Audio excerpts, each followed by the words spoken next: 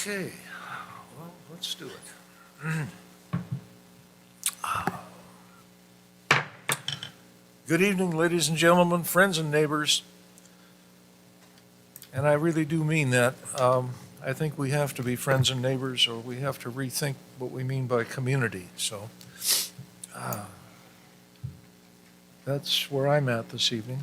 I'd like to start with a flag salute, if you folks would join me and help me.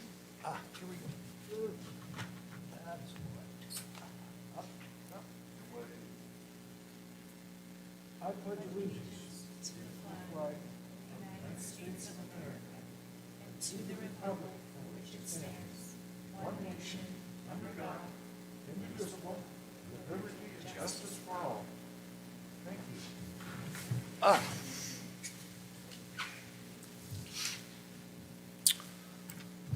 Let's see, are there any additions to the agenda? Are there any declarations of ex parte contact, conflicts of interest, bias, etc.? Mr. Mayor, Yes, I'm going to declare mine during the public hearing portion. okay, that's fine, thank you. Any others? I will as well. I'm sorry? I will declare mine as well during the public hearing. Oh, okay, thank you. All right. Okay.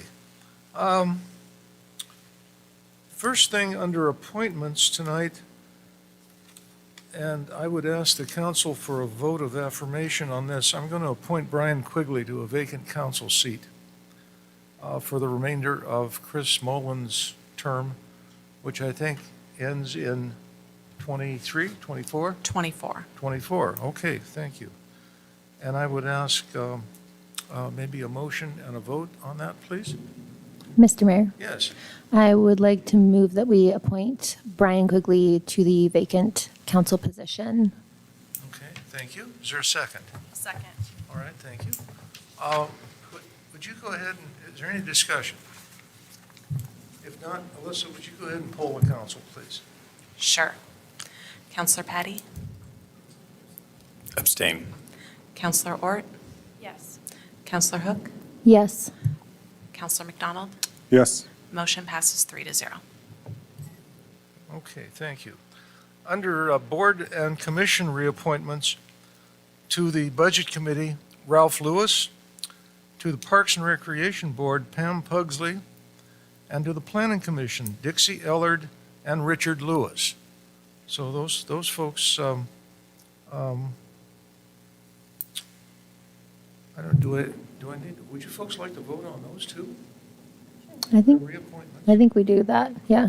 Mr. Mayor, I would Yes. like to make a motion to reappoint Ralph Lewis to the Budget Committee, Pam Pugsley to the, the Parks and Rec Committee, and Dixie Ellard and Richard Lewis to the Planning Commission. Okay, thank you. Is there a second, please? Second. All right, thanks. Any discussion, please? Yeah, Mr. Mayor. Yes. I would just like to thank these community members for their participation in helping shape our community. And like we had mentioned before, we do have some open seats. So we would love to welcome others to those boards as well. Thank you. All right, thank you. Mr. Mayor? Yes, I just want to echo what you said, plus state that one of the, let's see, we have 2 openings on the Budget Committee, correct? Is it Off the top of my head. 2, I and then believe so. 1 on the Planning Commission, and then you also said something about the Parks Board? There's 2 or 3 on the Parks Board. Yeah, Vacant so- positions. What about our new board, our arts? Oh, our Arts Yes, Commission the- Board, too. The Public Arts Commission does still have several Yes. vacancies. I think we have 2 members two right or now. three, yeah, 2 or 3 more on that, yeah, okay, good. Okay, again, would you, if there's any more discussion, if not, would you go ahead and poll the council on this one, please? Sure. Counselor McDonald? Yes. Counselor Hook? Yes. Counselor Ort? Yes. Counselor Patty? Yes. Motion passes 4-0. Okay, thank you. Under public comment this evening, is there anything that, we've got a public hearing coming up that has ample provisions for public comment, but is there any just general public comment that needs to come to the council tonight? Okay. The consent agenda for November 15th, council minutes. Folks have had a chance to look at that, I think. And could we have some action on that, please? Mr. Mayor, this is Councilor Patty. Yes. I move that we approve the consent agenda as presented. Okay, thank you. Seconded. And a second, thank you. Motion and a second to approve the council minutes for November 15th as presented. Any discussion? There isn't any, sorry. Would you poll the council on that, please? Sure. Counselor Ort, Yes. Counselor Hook, Yes. Counselor Patty, Yes. Counselor McDonald. Yes. Motion passes 4-0. Okay, thank you, folks. Okay, the excitement for this evening then, a public hearing, an annexation application for Gene Jones, 13601 Fern Ridge Road. And as I always do, I would ask those present to just bear with me as I read this script that has to be read before we start. Most of you have suffered through these before. This one is 2 pages, so get ready to suffer. Good evening. My name's Henry Porter. I'm the mayor of Stayton, and I will be presiding over this hearing. This is the time and place set for the continuance of the City Council's public hearing in the matter of land use file number 11-07/19, application for annexation of approximately 19 acres of land at 13601 Fern Ridge Road into the city limits. The applicant has now requested that the property be zoned medium-density residential. This public hearing was commenced on March 2nd, 2020, and continued to allow the applicant to submit a conceptual plan of a multifamily development. The continuance was delayed due to the ongoing coronavirus pandemic and the city's desire to assure that the hearing would be held in a safe manner. A continued hearing was held on October 11th, and this is all 2020. Following that hearing, the City Council deliberated and approved the first consideration of an ordinance to annex the property and assign medium-density residential zoning to the property. On October 18th, let me go back a minute, excuse me. A continued hearing, I think it was October 11th of 2021. Okay, so, all right. On October 18th of this year, the City Council took up the second consideration of the ordinance, and rather than taking action on the ordinance, scheduled a new public hearing for this evening. The purpose of tonight's public hearing was to reopen the record and give the applicant the opportunity to submit an updated conceptual plan of development for the property, reflecting medium-density residential zoning. That updated conceptual plan was submitted on November 23rd of this year. This hearing is now open. Oregon land use law requires a statement be made to those in attendance that covers certain matters relative to this case. Annexation applications are required to satisfy approval criteria contained within the City Municipal Code number 17.12.210.4, approval criteria, and 17.12.180.6, criteria for approval of zoning map amendments. All testimony, arguments, and evidence received during this public hearing must be directed toward these approval criteria or to such other law, rule, regulation, or policy which you believe applies to this case. On we go. If you have documents, maps, or letters that you wish to have considered by this body, they must formally be placed in the record of this proceeding. To do that, either before or after you speak, please submit them electronically to the planning staff. An issue which may be the basis of an appeal to LUBA, which is the Land Use Board of Land Use Board of Appeals, there we go, must be raised not later than the close of the record at or following the final evidentiary hearing on this case. Such issues shall be raised with sufficient specificity so as to afford this body and the parties to this hearing an adequate opportunity to respond to each issue. Prior to the conclusion of this hearing, any participant may request an opportunity to present additional evidence, arguments, or testimony regarding the application involved here. Continuances may take the form of holding an additional public hearing with oral testimony followed, or may consist of holding the evidentiary record open for a period of time designated by the city for submittal of written evidence. Also, at the back corner of the room here is the agenda for this evening's meeting, which lays out the order in which people will be called on to speak during the public hearing, the City Council's rules of procedure for land use public hearings, and a brochure written to facilitate your participation in the public hearing. You are encouraged to obtain and read a copy of these documents. At this time, I would ask the audience if there are any objections to the notice that was provided in this case. I hear none. If there, to the jurisdiction of this body to hear and consider this case. I hear none. Are there any declarations of conflict of interest, ex parte contact, or bias by members of the council? Mr. Mayor? Yes. I have spoken over social media messenger with both people that submitted testimony this evening. Nothing that was said in that was not included in the testimony, so nothing new. Okay, thank you. Mr. Mayor? Yes. Um, Counselor? I am a realtor here in the Willamette Valley, and while I am not specifically connected to this property in any way at the time, there is potential, possibly in the future, that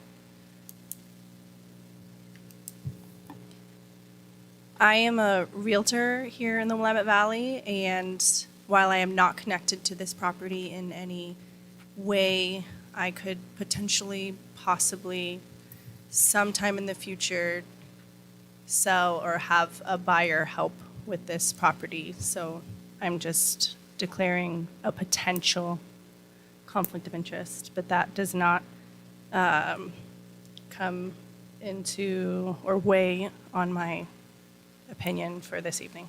Thank you. Okay, thank you. Anyone else? Anything else? Okay.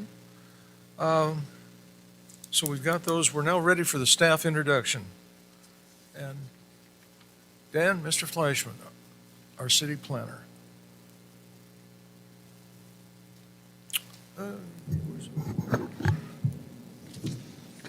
Thank you, Mr. Mayor, members of the council. I will be very brief here in this introduction because the opening statement pretty much said it all. We are here once again to take testimony on this application for annexation.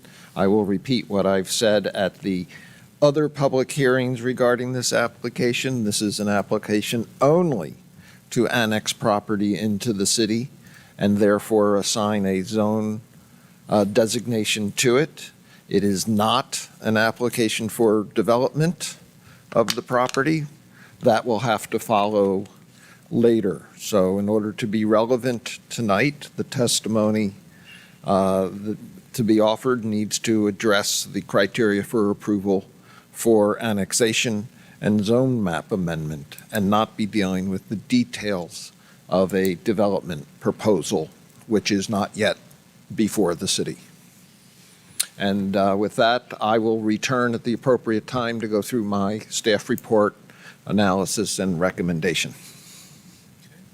Thank you. An applicant, thank you, Dan. An applicant presentation.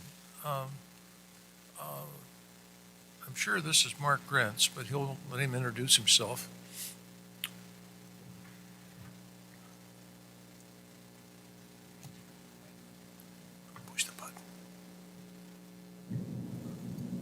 You're able to recognize me with my mask on?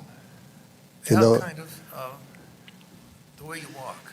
oh, it's the way I walk, yeah. It's that older shuffle. You recognize that older shuffle, right? Okay, go ahead. Good evening, Mr. Mayor, members of the council. My name is Mark Grenz, I'm with Multitech Engineering. Our office is at 1155 13th Street Southeast in Stayton, and we're representing the applicant this evening.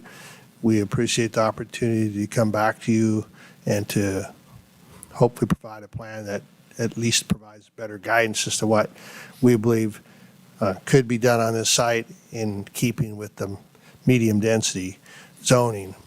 During the last meeting that you held, I was an observer on that meeting videoly, and I watched the discussion that took place and the testimony that was offered by the residents that were in attendance that evening. So in following that, I understood that what council was hoping to get from us was a plan that was more realistic relative to the medium density zoning. We met with staff after that meeting before we started the preparation of this plan and talked about the concept that we were going to try to pursue with this, and went over that with Dan and discussed some of the things that he felt were important to achieve with that, as well as what we were trying to do, and recognizing that what was being looked for here was something that was different than just a straight multifamily type project with stacked units and stuff. So during the discussions that had taken place leading up to this point, there were different opinions expressed by everyone in terms of what types of housing might go on this site, and whether or not this site had some appropriate areas for what I would consider a little bit higher density, which is the stack type units. So, and since the northern part of this site on the other side of Lucas Ditch is fairly isolated away from all the other existing residential areas there, we picked that as an area where we would envision that it was appropriate to put in some of the stacked units. But I'll digress just a little bit. So it is our intention to parcelize this parcel when the application comes forward. And because we have wetlands on this site, as Dan has outlined to you, we are forced to use the master plan approach for that. And it is through the master plan approach that gives this property the opportunity to have a variety of housing types located within it. So that is the premise with which we've came forward. This site, as you've seen in the layout that's in your packet, probably has somewhere in the area of around 42 to 44% open space on it. So there's quite a bit of open space in there. The bulk of it is that protected area that's adjacent to Lucas Ditch on each side, where buildings are not allowed to be placed. We did encroach into that in this plan with some access and parking in there, but none of the buildings are located within that. We developed one-story and two-story townhouse type units is what you see that's in the front part or the southern part of the site. Those are arranged in fourplex, triplex, and duplex format. They, like I said, they are a combination of single-story and two-story units. We felt that would be one way to try to mimic closer to what conventional single-family housing types might be, that bumps up against the existing manufactured home park to the east, and that it would be visible from Fern Drive as you drive by.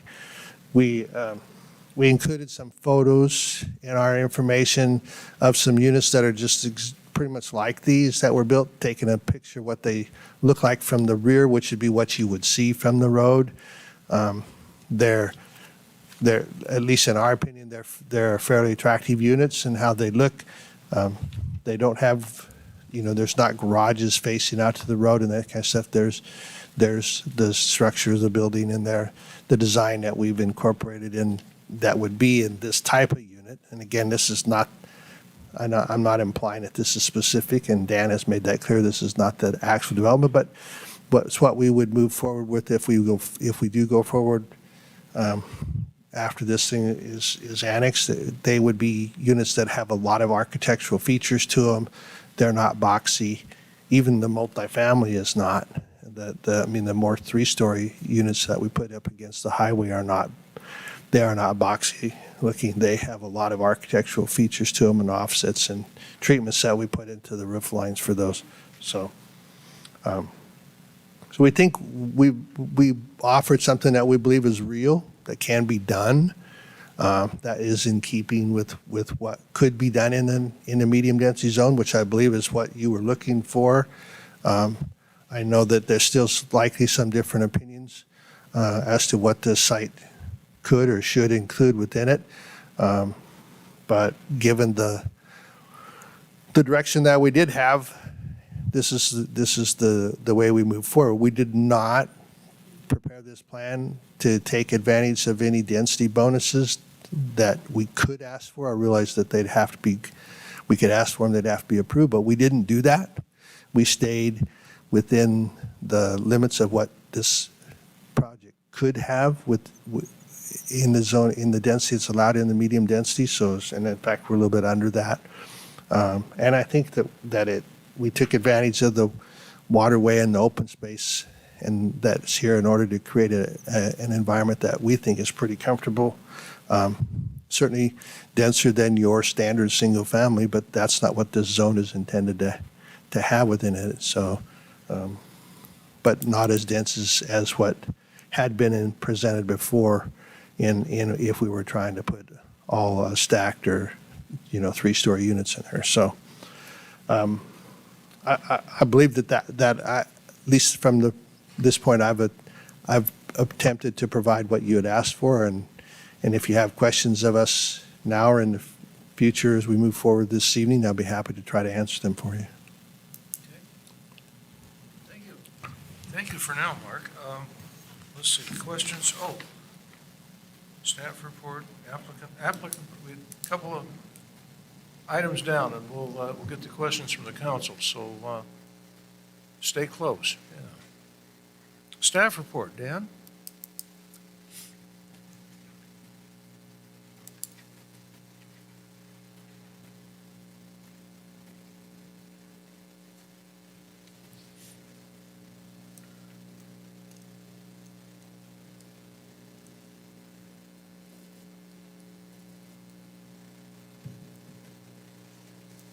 Dan, you need to share the screen on the Zoom.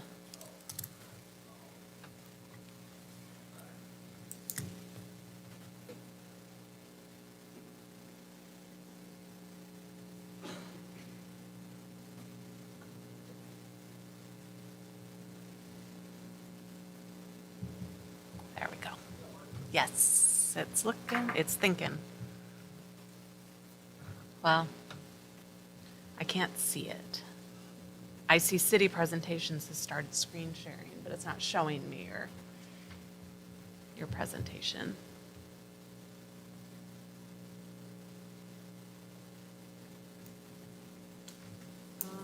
Up there, see it says your screen sharing is paused.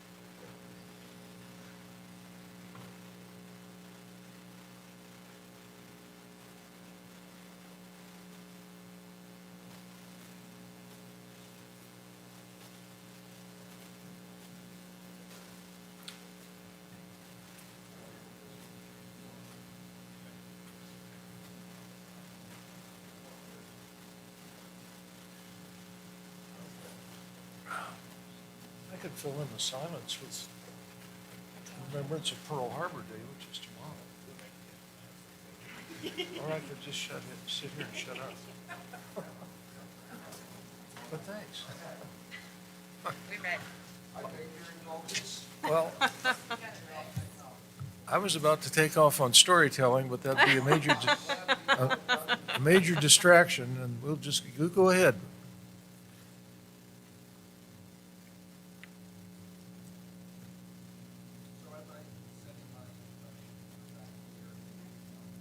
Sorry. As I said in my introductory remarks, we're back here because at the October 18th council meeting, the council wanted a new updated concept plan. And there was concerns expressed at that meeting that the application that had been submitted by Mr. Jones back in the summer or early fall of 2019 had not been updated and still referred to the interchange development zone. So you now have in your packet an updated application form that asks for medium-density residential and an updated conceptual plan for development that reflects medium-density residential zoning. Real briefly, to review presentations made at the previous hearings, this is the property is a 19-acre parcel on Fern Ridge Road. It has frontage on both Fern Ridge Road and Highway 22, but it does not have access to Highway 22. It is surrounded by the city limits on 3 sides. The Land Use and Development Code provides for 6 criteria for approval of an application for annexation. There are 6 bullet points here on this slide, but the 6th criterion is not applicable to this application because it only deals with contract annexations, and one of the criteria really addresses 2 different things, so I've broken it up into 2 different bullet points. Previous staff reports have addressed the issue of need for land. Our comprehensive plan in its buildable lands analysis, in its housing needs analysis, and in its population projections shows the need for additional land to be annexed into the city in order to accommodate the projected population growth. The site is served by public water and public sewer. It is contiguous to the city limits on 3 sides. And so it really leaves the issue of compatibility with the character of the surrounding area for the city council to make a judgment about. This is a portion of the city's comprehensive plan map. Zooming in, you can see this property is designated residential by our comprehensive plan, as well as having a natural resource overlay district zone apply 100 feet on either side of Lucas Ditch. The current zoning map shows that the property to the east is zoned medium density. Property to the south across Fern Ridge Road is zoned low density. The property immediately to the west is zoned public for the Foothills Church, and to the west of it is additional medium density residential zoning.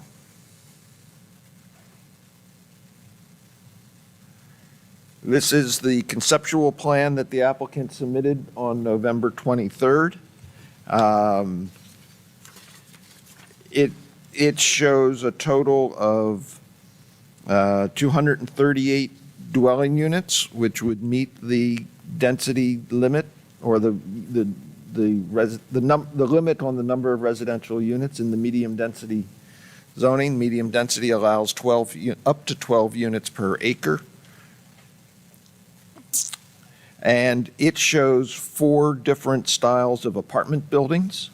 There are 16 9-unit buildings, 1 12-unit building, 2 6-unit buildings, and 2 types of townhouses with a mix of 11 2-unit buildings, 8 3-unit buildings, and 6 4-unit buildings. All of the buildings on the south side of the property are townhomes, and the buildings along the Fern Ridge Road frontage are all 2-unit buildings, except for 1 3-unit building, and a mix of 1-story and 2-story buildings. The applicant, so again, here's that building mix. 9% of the housing types in the proposal are duplexes, 10% of the housing units are in triplexes, and 81% of the housing units are in multifamily buildings. Our code defines a multifamily building as a building with 4 or more housing units in it. So that this 81% includes the 4-unit townhouse complexes. These are the photos that the applicant submitted of that Mr. Grenz referred to in his presentation. You've got in your packet, but for the benefit of the audience or folks who did not see this on the city's website, these are just a couple of the shots that the applicant submitted as examples of the building types that would be similar to what is likely to be built.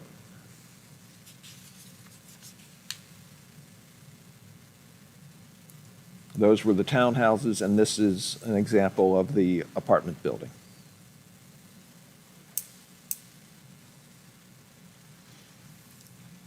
This map shows the existing housing types in the area. All of the little green polygons are buildings with 1 dwelling unit in them. There is one, you can see here perhaps on the screen, there's one building with that's blue that has 2 units. That's a single-family home in the Sylvan Springs neighborhood that just this year received a building permit for an attached accessory dwelling unit that is either under construction or might be wrapped up by now. But all of the surrounding residential buildings around this property are single-family detached dwellings, with that one exception that has an accessory dwelling unit.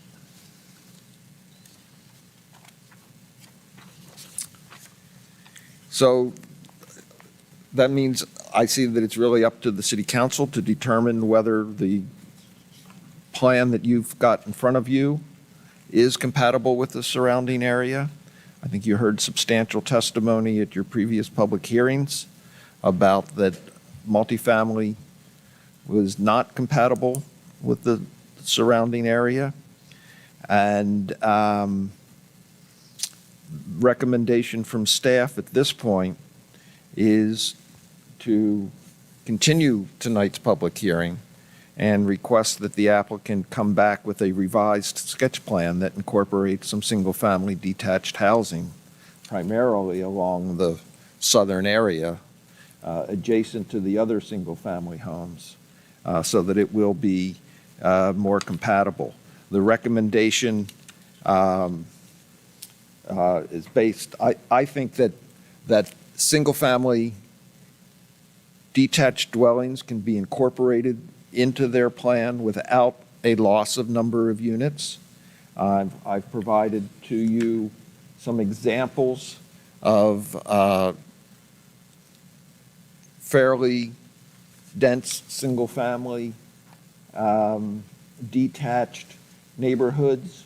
There's 2 different developments here, that both of which are, because they're on narrow lots, They have back alley-loaded garages, present a architectural front on the street that is not dominated by an overhead door, provide the opportunity for this type of close-in development in a single family.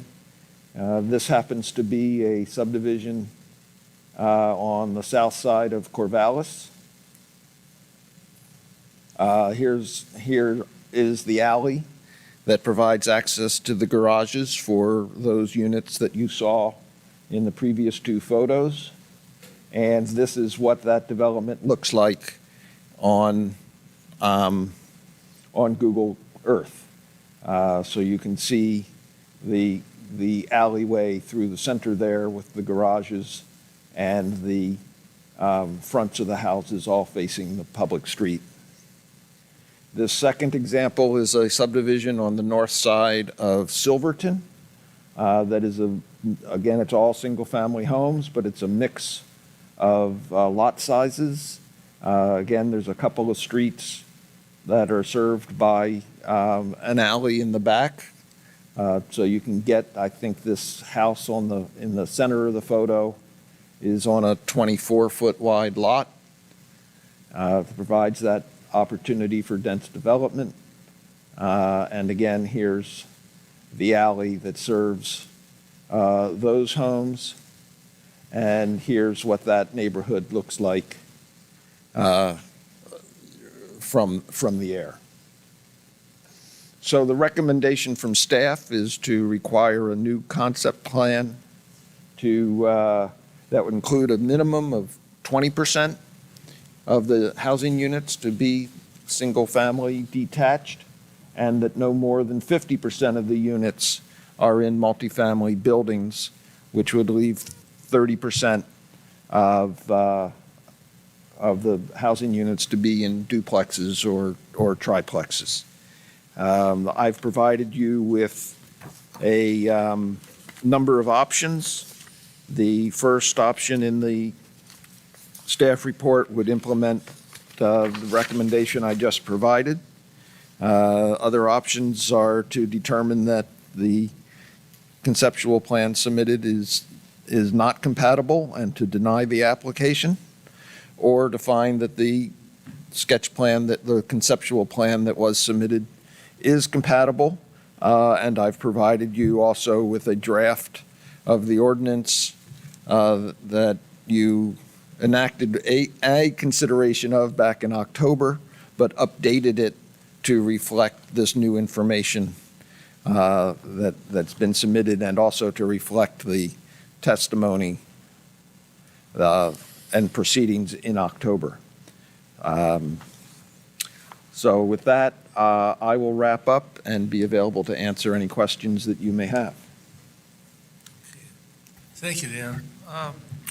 Questions from the council? Mr. Mayor? Yes, go ahead, Counselor.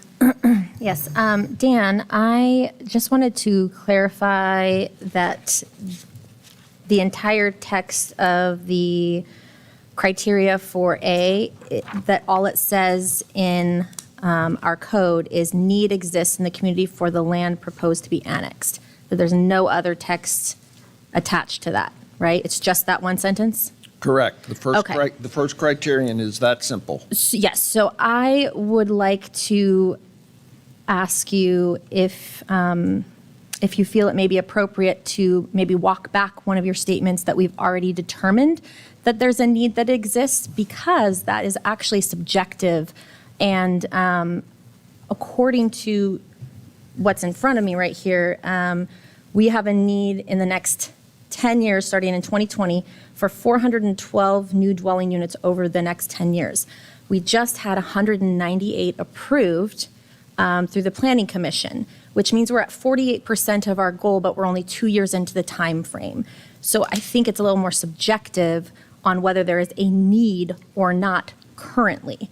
So I'm just wondering if your statement declaring that there is a need is maybe not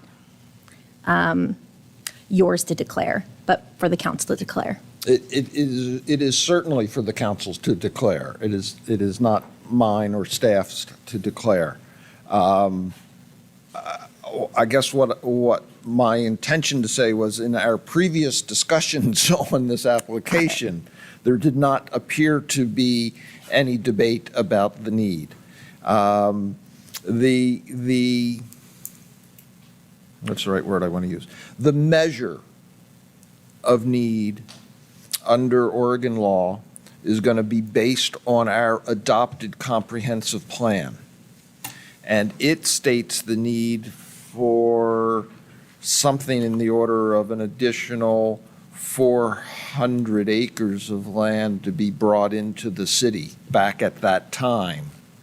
And we have, for residential purposes, we've only brought in about 40 acres of land.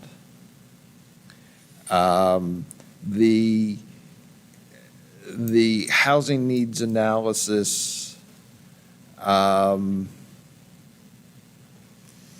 that's in the comprehensive plan talks about the need for something like 174 additional multifamily units based on projections of growth and the assumption of what the mix of housing units in the future was going to be.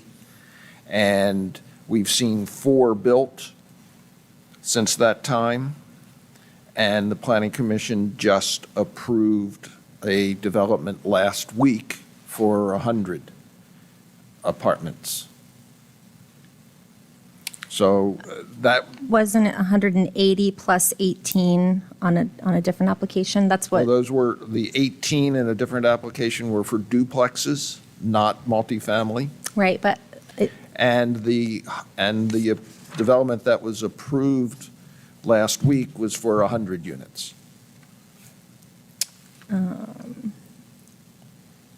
the other 2 developments, should they be constructed, would be for approximately 180 apartments. In addition, the Planning Commission has approved an 18-unit duplex development.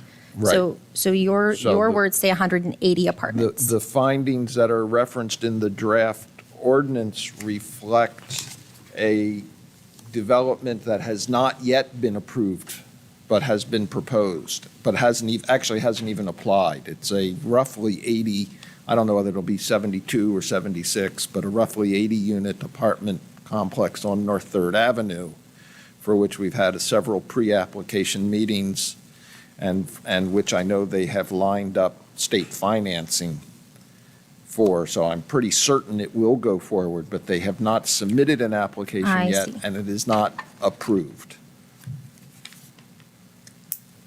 But the 100 one is approved. The 100 was approved a week ago tonight.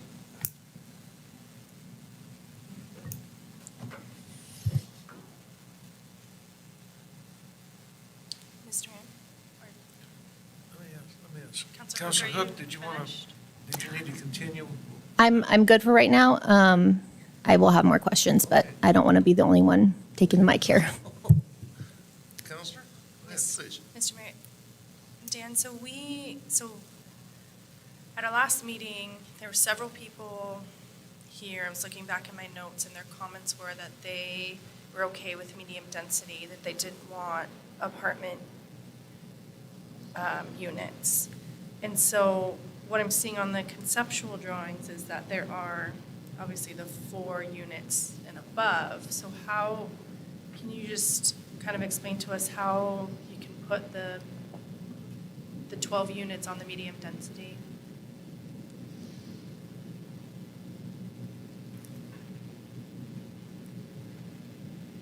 The description of the medium-density residential zone caps density at 12 units per acre. It also establishes minimum lot sizes. If a developer were to lay out a, quote, standard single-family detached subdivision, it would be impossible to meet or even come close to the 12 units per acre and meet the minimum lot size, lot width requirement, and have room for a street. So the 12 units per acre comes into play when you have multiple buildings on a lot. The medium-density residential zone also spells out that the permitted housing types in that zone are single-family attached, single-family detached, duplexes, and triplexes. It says and other compatible And uses with other conditions. compatible uses, but those would be other uses besides residential. Okay. So, Because there are significant wetlands on this property as identified by the local wetlands inventory, okay. the chapter of the land use code regarding land divisions, subdivisions, and partitionings requires that if this property is divided, that the subdivision or partition be designed in accordance with our master plan development standards. And what that means is even though the medium-density residential zone establishes a 7,000 square foot minimum lot size, that the subdivision can be designed to have lots that are less than 7,000 square feet and less than 70 feet of frontage.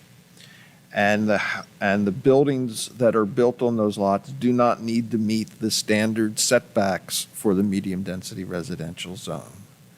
And in exchange for reducing the individual size of lots,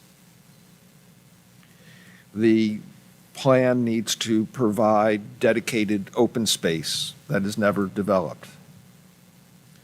The master plan development standards also go on to say that in a master plan development, any mix of housing types, single-family detached, single-family attached, duplex, triplex, and multifamily are permitted. So therefore, if this property is annexed and assigned medium-density zoning, if the parcel is to be divided into lots, our code requires that it be a master plan development, and it can have a mix of housing types, including the building types that the applicant has proposed. So the real question before you tonight, or as you continue this hearing, is whether the conceptual development plan that's been submitted to you is compatible with the surrounding area. Mr. Mayor, can I have a follow-up? Yes, you may. Go ahead. So, does that happen so let's say if we were to assign this low density, would the master plan, because of the wetlands, would be triggered? Would that allow for duplexes and triplexes on a low density? Does that also? Yes. So regardless of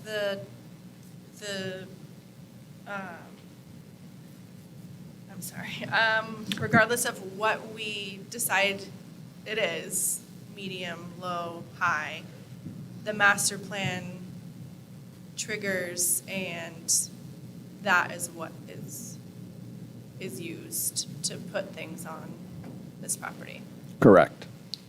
The difference that assigning low-density or medium-density residential zoning will have is not necessarily the housing types that are constructed, but the density and total number of units that would be permitted. Okay. Thank you, Dan. Okay. Other questions, thoughts here? Go ahead. Mr. Mayor, Yes, go ahead. A couple things. So, just so we're clear, the photos you've included in here are yours, not the applicant's, correct? There are two different sets of photos in my staff report. Okay. The photos that show, that are on pages 3, 4, and 5 of the staff report are photos that were submitted by the applicant Okay. of the,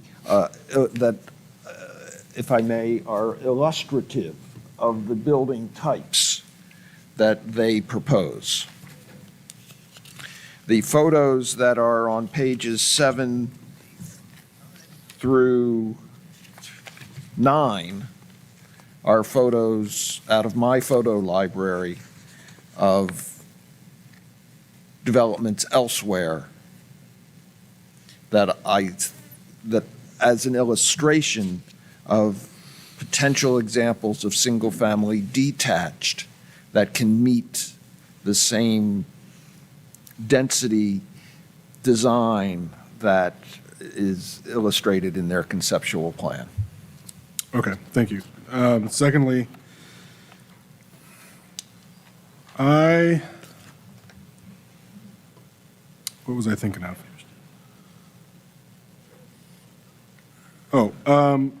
Okay, so because we've got the wetlands area there, what is the actual buildable acreage on that lot? Do we have that number?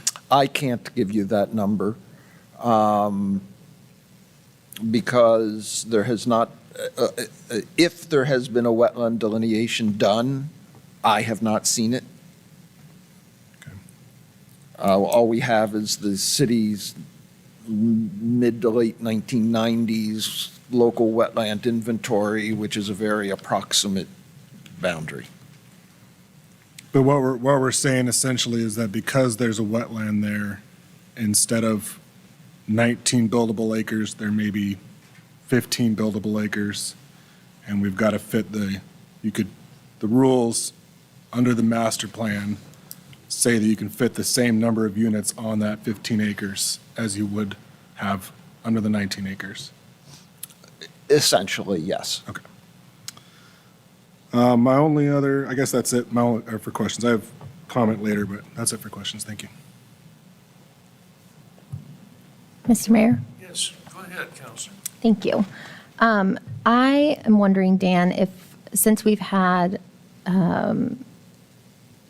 basically, let's see, we're considering I'm considering 356 units right now in my head, with 118 just being approved, and then the 238 that are right now in front of us. Have we reached out since that 33% more has been approved? Have we reached out to the police again and asked if we have services that will work if these are also approved along with the 118 that were just approved? Do we have to hire more police officers? Have we talked to Public Works about what that's going to look like for how much money we have in making that a safe road for children to walk up and down to get to every school they may need to get to?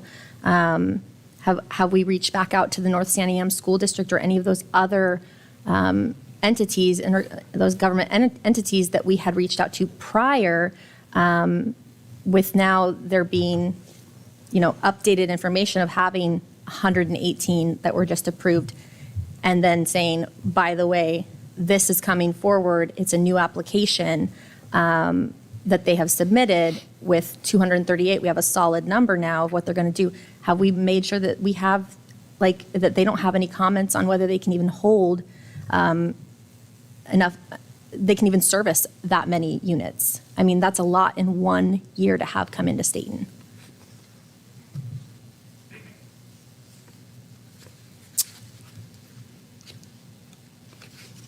The staff recommendation is based on discussions with the other city departments. I'll say it that way. It has been discussed at our management team meetings. Other department heads expressed their views about the conceptual plan that is in front of you. And those views were taken into account in my writing the staff recommendation about having a minimum percentage of single-family detached.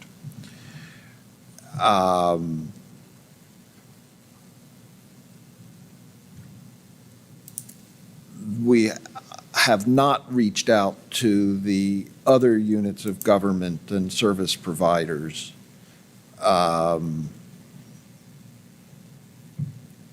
since those other projects were approved, but all of those other units of government, the school district, are well aware, get the notices and requests for comments, and we've never received, in my 15 years here, we've never received a comment back from the school district about their capacity.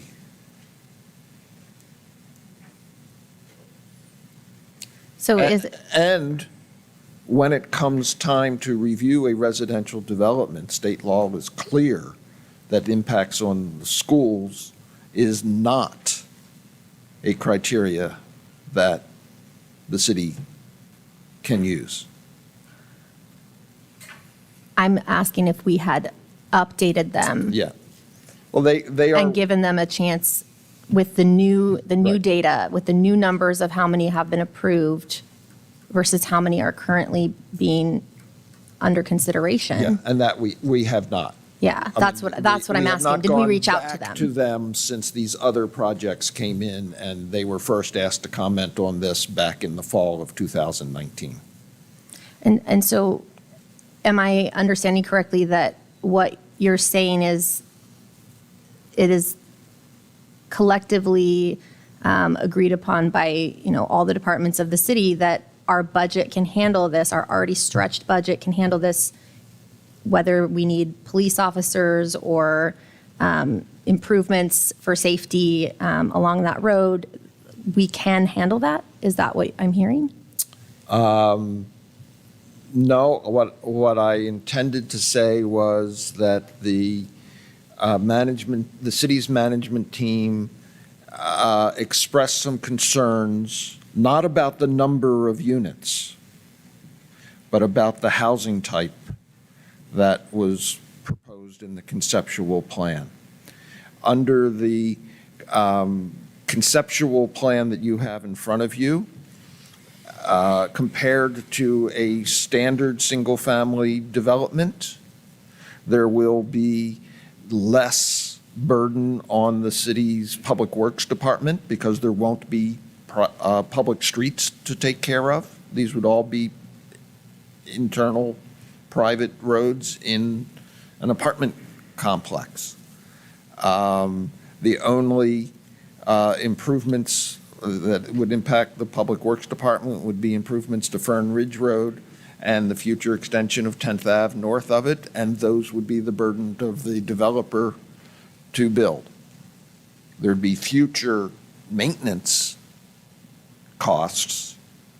And as far as the comments that came from the police department, the concern that was expressed was that in general, the multifamily developments in Stayton have a higher call load than single-family neighborhoods. So again, that's not there was not the reaction of, oh gee, there's going to be 238 new homes, we can't afford to service them. But the reaction was, oh, there's going to be 238 new apartments. That's likely to have a higher level of calls for service than 238 single-family detached homes. I would say that's the experience the police department has now, and that was the concern that was raised. Is there anything else that you can provide me to make it more clear that condition B or criteria B is actually met? because it says the site is or is capable of being serviced by adequate city public services. That includes police. And my question still feels like it's not answered with policing in mind as the public service. At the levels that we're at now or in our budget, can we afford to service this without impacting, our budget to a point where we can't make it happen? Because we're already, we just went through another budget update. We're all very clear on where we are at with our budget. So are we going to need additional policing?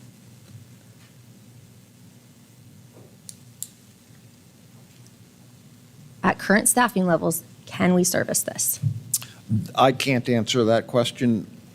I would need to defer to the police chief, who's not here. Staff has always looked at this criterion as is reflected in the findings in the draft order to be looking at city utility services, sewer, water, stormwater, not police and library and recreation services. Does the criteria say No, the that? criteria doesn't. That's why I said Okay. staff has always interpreted it that way.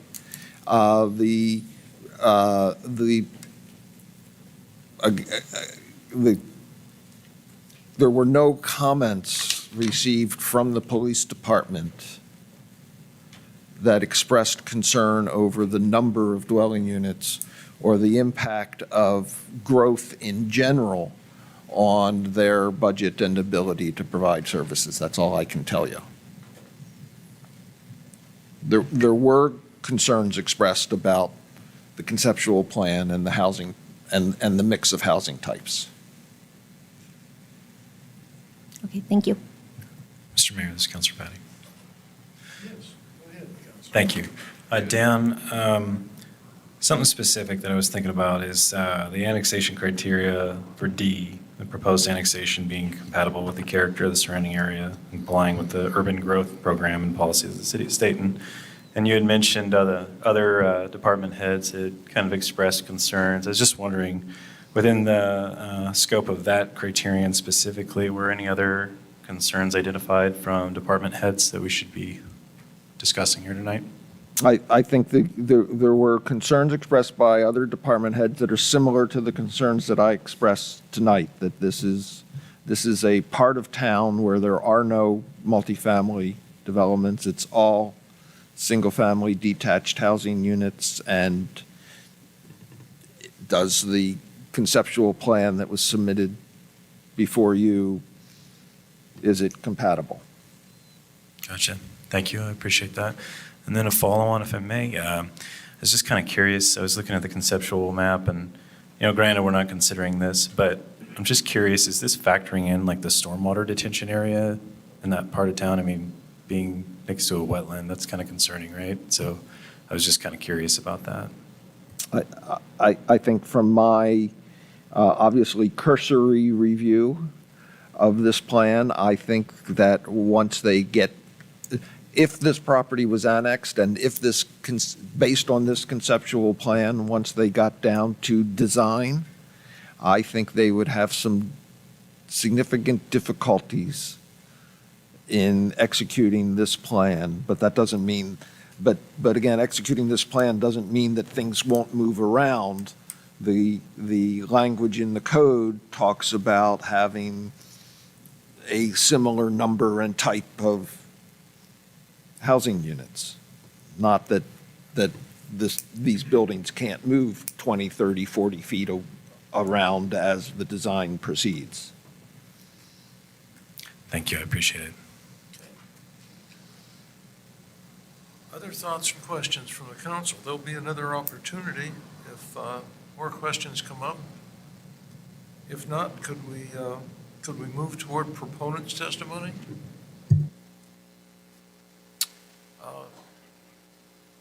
those in favor of this idea as it's presented tonight?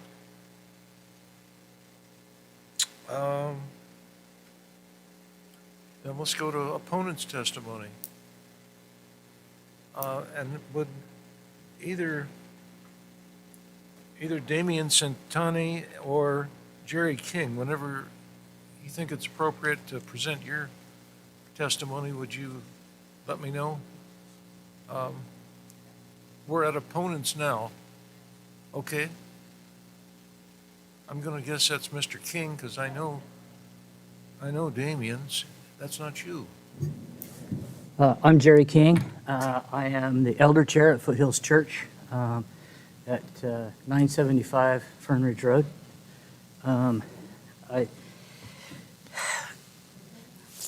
We at Foothills have always thought that property next to us would be annexed at some point. Is this better? Oh. Okay. So we at Foothills have always thought that property next to us would be annexed at some point, and it would be developed. Our not well thought out desire would be something that fit in well with the community. You know, to the west of us, it's medium density, but it's single family housing. And what it appears from this latest proposal is it's the highest density, medium density that you can get on that piece of property. And, you know, we at Foothills don't necessarily oppose, you know, the development there. One of the things that has triggered us that's a little iffy to discuss here on the annexation meeting is we've had some communications with Mr. Jones that have been quite discouraging, actually, some demands upon us that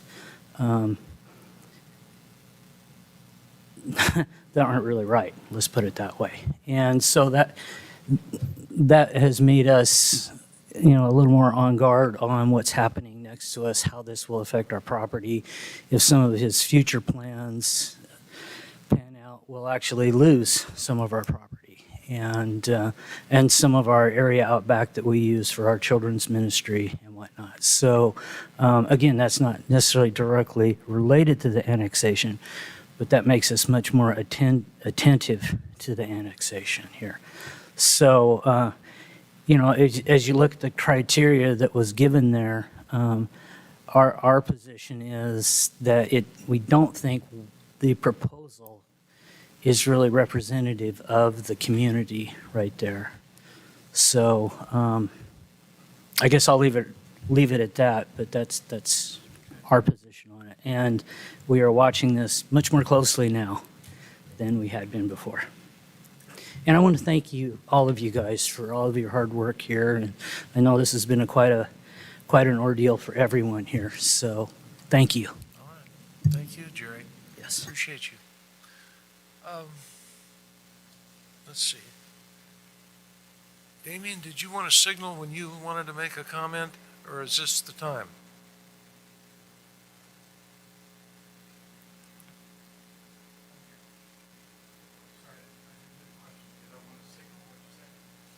Yeah. You know, stand up and wave your hands or something, yeah. Okay.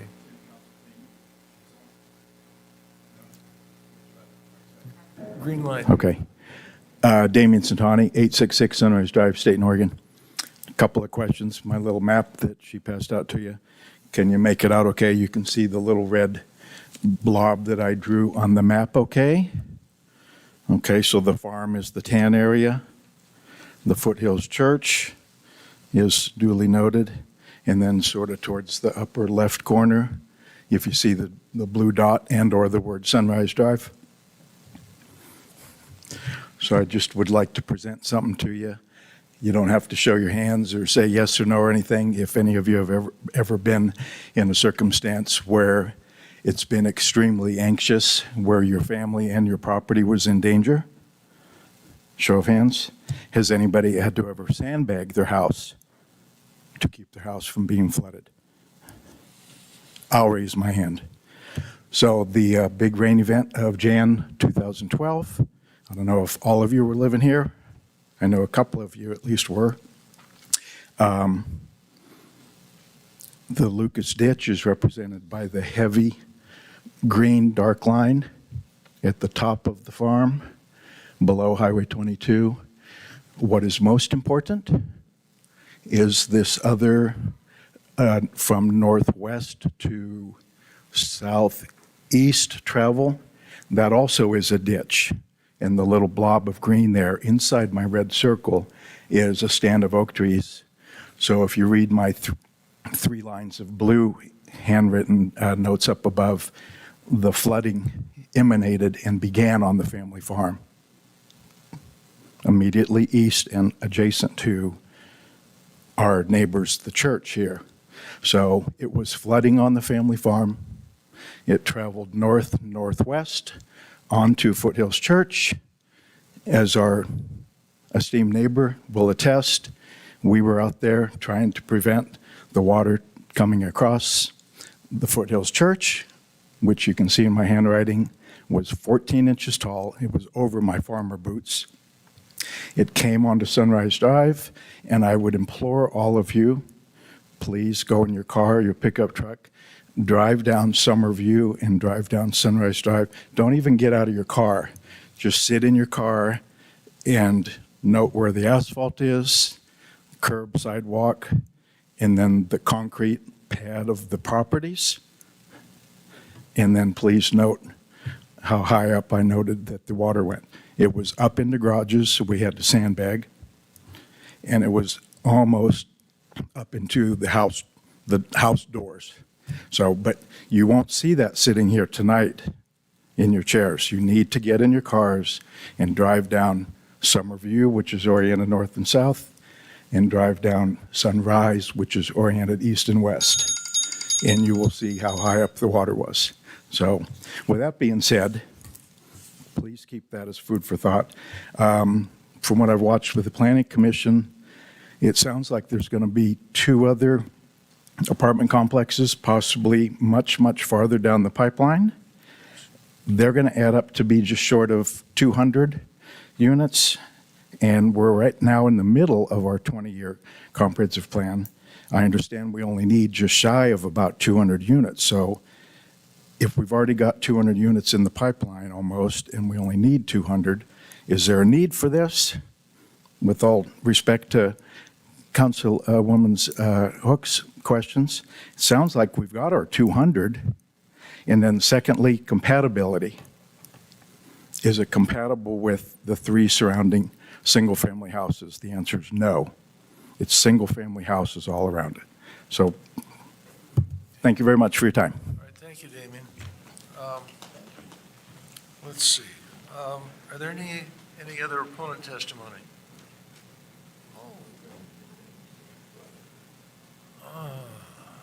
Jones. This is probably the time for Greg Giglio. I can never do this right, I'm sorry. Giglio.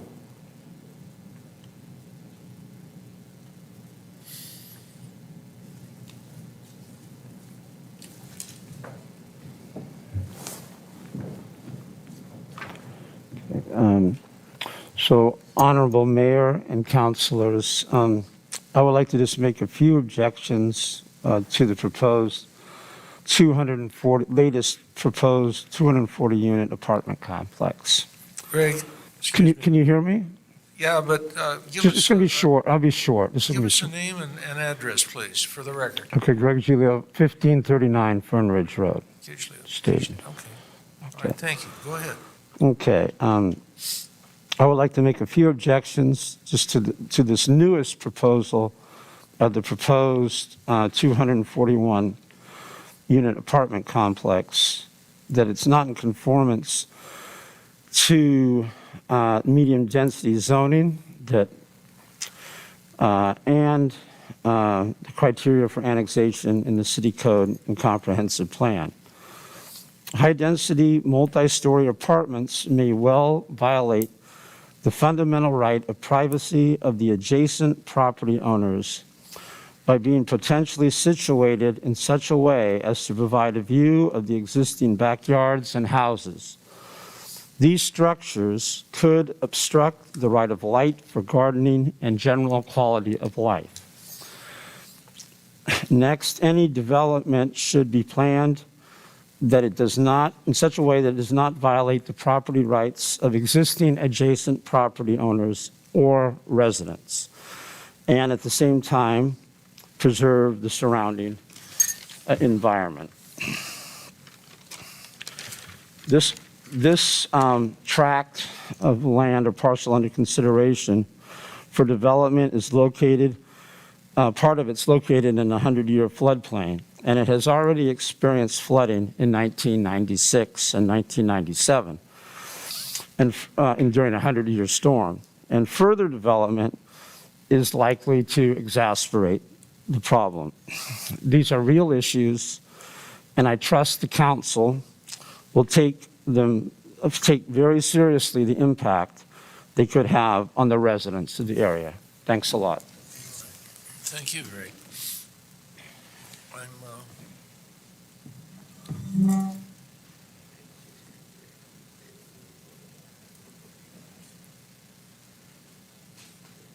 Okay. Is this, Jan Cole, is this a good time for you to want to speak? All right, ma'am? Give us a name and address for the council, please, or the record. My name is Jan Renee Call, and I reside at 1529 Fern Ridge Road. Go ahead. There's a couple issues that haven't been addressed here, and as a taxpayer, I'm a little concerned, because if we were to build as they've suggested, the number of kids that are coming in with those families are going to overburden our already stressed out school system, which is going to require new schools built, and the taxpayers are going to have to fund part of that. So there's that issue. There's also the issue of our fire department and our police department, as Paige brought up, that they're already stretched. You already can't get them to respond when you call because your incident is minor maybe in their eyes compared to what they're dealing with. There's not enough of them. So they're going to require more police. Again, the taxpayers are going to have to pay for this. So this is really concerning. I mean, nothing was even addressed regarding this. I understand we are concerned about what they're going to look like. Yeah, they don't fit in at all in that neighborhood. We do have issues with part of that ditch that's on our property has flooded several times. I don't know how they intend to address that. I don't know how much it floods on that piece of land, but that was an issue. We've had homes that have been flooded out from that ditch. So these are issues that need to be addressed, I think, before you go forward and start building up apartments and townhouses and everything and cramming them all in there. I appreciate your time. Thank you. Thank you, Jen. Okay, are there any other opponents' testimonies? Mr. Mayor, can I testify as a private citizen instead of a representative for the district? Well, this is certainly the time. Okay, I would like to. If you want to, Jerry? Yes. I think it's Jerry, wasn't it? Yes. Jesus, names. Yeah, I'm very keen. Mr. King? So I'm Jerry King. I'm 17182 Fern Ridge Road. I don't live in the city limits, but one of the things that I haven't heard talked about here since we had talked about an RV park, it seems like years ago, is the intersection between Fern Ridge and the highway there. If we put a lot of high density, or not medium density, I guess I should say, in that area, people are going to, as they go to work in Salem and whatnot, go on out Fern Ridge and go out that direction. And that is already a very dangerous intersection. So I know part of what Dan does is to contact other departments, but I think that's something that as a public safety issue needs to be considered in this also. And I haven't heard at any time the state has given us any input on the impact there. But you know, every time I go through there, there's taillight parts and you see some pretty serious accidents at that point too. So I would hope that would be a part of the consideration at some point in what density we annex that property in at. Okay. Thank you. I haven't driven out there for a long time, but I don't know, did ODOT put a sign out there on the interchange and said no left turn? They should. Okay. The rules are about left turns. All right, thank you, Jerry. Government testimony. Anything, Dan, Alyssa? No? No governmental agencies? I'm sorry. This is the time, I think. Yeah, well, yes, yeah, as we're going through my extensive list here, yeah.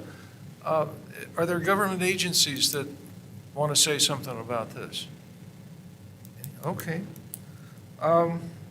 General testimony. Of a general nature about this? Questions from the public?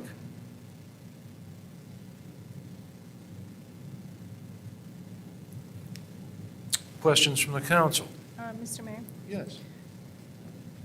Here we go, okay. So I'm just a clarifying question. So this would be the time for you and the because we're going to start a discussion soon. And you're probably going to get frustrated that you can't talk to us while we're doing that. So now would be the time, if you have questions, if you have things that you want potentially brought up later on, this is the time for you to come up and ask those, so that they can be discussed, because later on, we have to follow Procedure. there is a procedure. So if you have any inklings of anything, please come up now. Thank you. Okay. I wrote a letter that, I don't know if somebody has it, I wrote a letter to the Okay. council. We got your email, yes, Okay. yes. Yeah. After I wrote that, I had several comments on Facebook to other people, Stayton Connections, from people regarding the crime increase in Stayton and how our police can't keep up with what we've got now.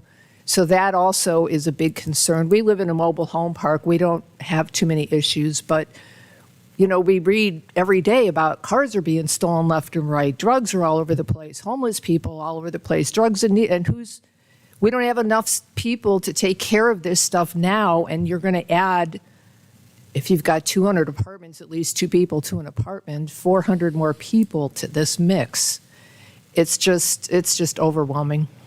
Thanks. Thank you, Jan. That was Jan Cole at 1529 Fern Ridge. Again, and thank you. Others, come up, please.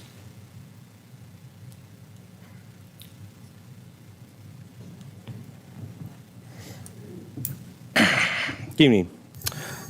Casey Falconer, 810 Sunrise Drive. I am the president of the HOA at the Village of Sylvan Springs. I can personally attest to the already large rise of crime in my neighborhood, which is directly west of Foothills Church. We have had abandoned cars. We have had graffiti on the path that goes around the wetlands. We've had homeless people. That's a very large concern that we're just going to continue seeing that. It's a direct walkway from this property down to the liquor store, the marijuana store, and I know that's really stereotyping, but stereotypes are there for a reason. I've been in construction for over 30 years, and these look like very, very nice apartments. What are they going to look like in 2 years, in 6 months? We know what the nature is of this type of living quarters, and all the feelings that have been expressed are true with the extra crime. Is it going to be policed? It's going to be a major problem. I think most people are, again, fine with any development there, but the large amount of development and the large amount of people, is only going to bring in more crime, more problems for the entire city.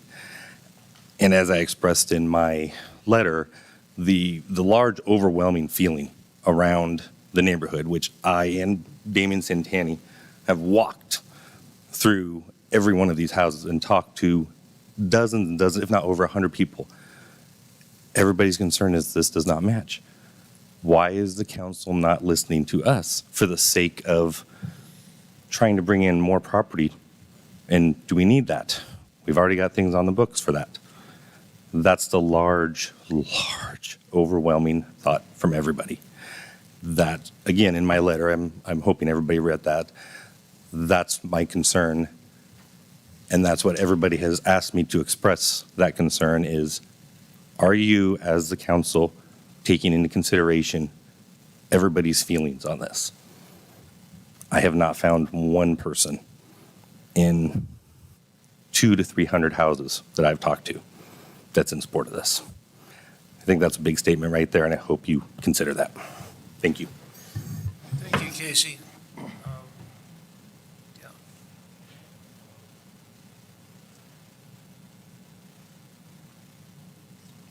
And Casey, that letter was well received, so thank you. Thank you. Yeah, all right. Somebody else? Please, come up.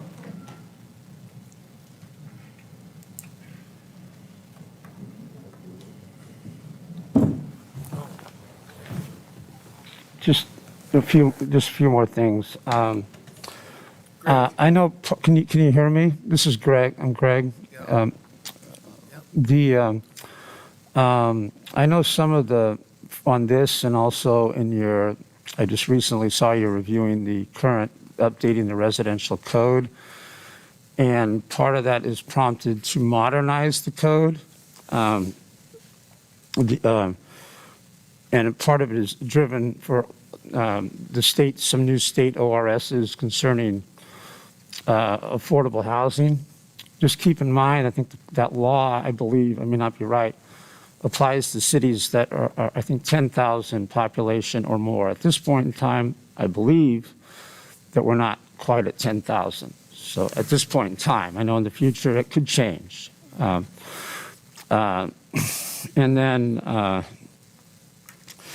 big overwhelming thing that I mentioned earlier, I'll just put it this way in simple terms.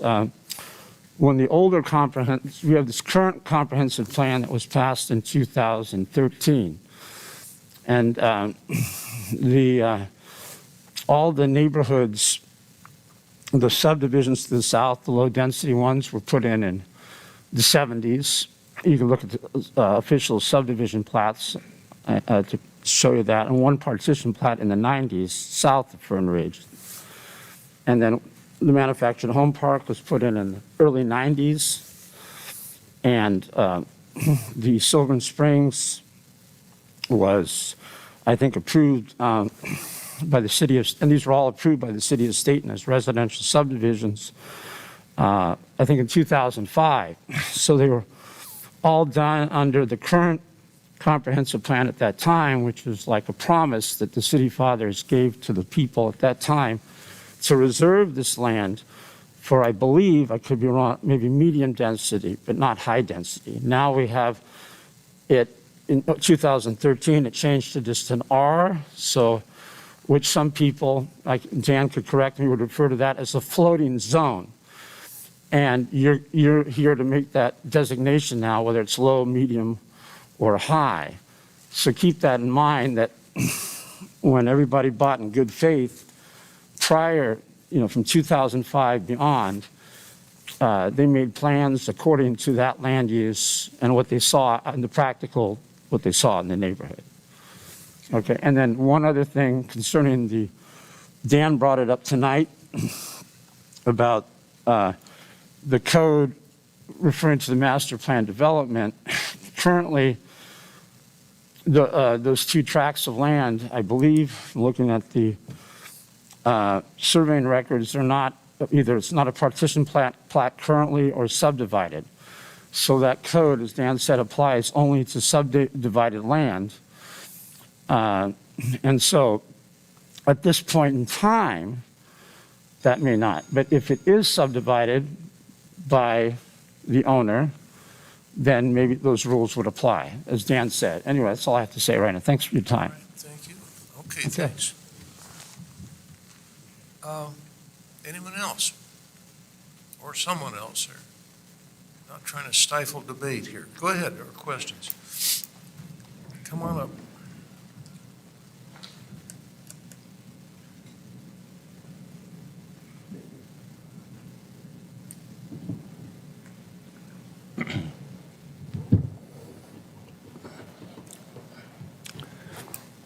I'm Richard Lewis. I live at 1890 Westminster Place, and I've sat through most of these hearings on this property. You'll recall that the applicant originally planned for a medium-density housing, and during a council meeting, they changed that they wanted to go to high-density because of the wetlands.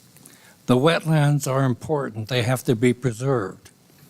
And so now we've gone through, another couple of hearings, and the conceptual plan that they've presented here borders on high-density housing under the framework of medium density. I would urge the council to follow the staff recommendation, postpone or adjourn the meeting, and offer them the opportunity to write a new conceptual plan, taking into consideration the wetlands and the adjacent properties. This is not, what they've designed here is not compatible with the adjacent housing. And that's all I have to say. Thank you. Thank you, Richard. Good to see you out this evening, sir. Okay, anyone else? Or someone else? Okay, anyone? Let's see, what's next? Let's go back to questions from the council then.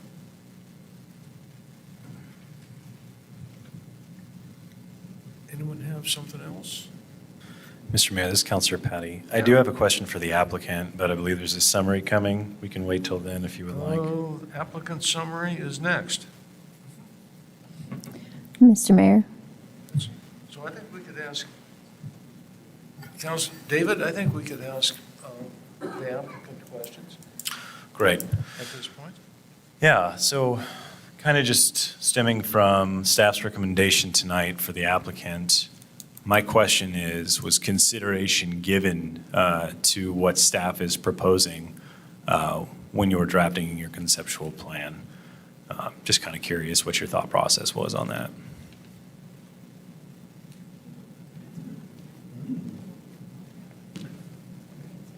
Yeah. I think so.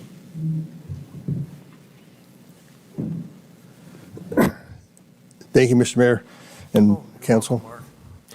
So the discussion that we had with staff, did not emphasize single family detached. Dan did mention single family and duplexes, so that was the emphasis that we stayed with, trying to maintain the density that we could, knowing that we were not going to be able to utilize all that land as well as we could otherwise, but to stay with something that we felt was going to be compatible in appearance and makeup. So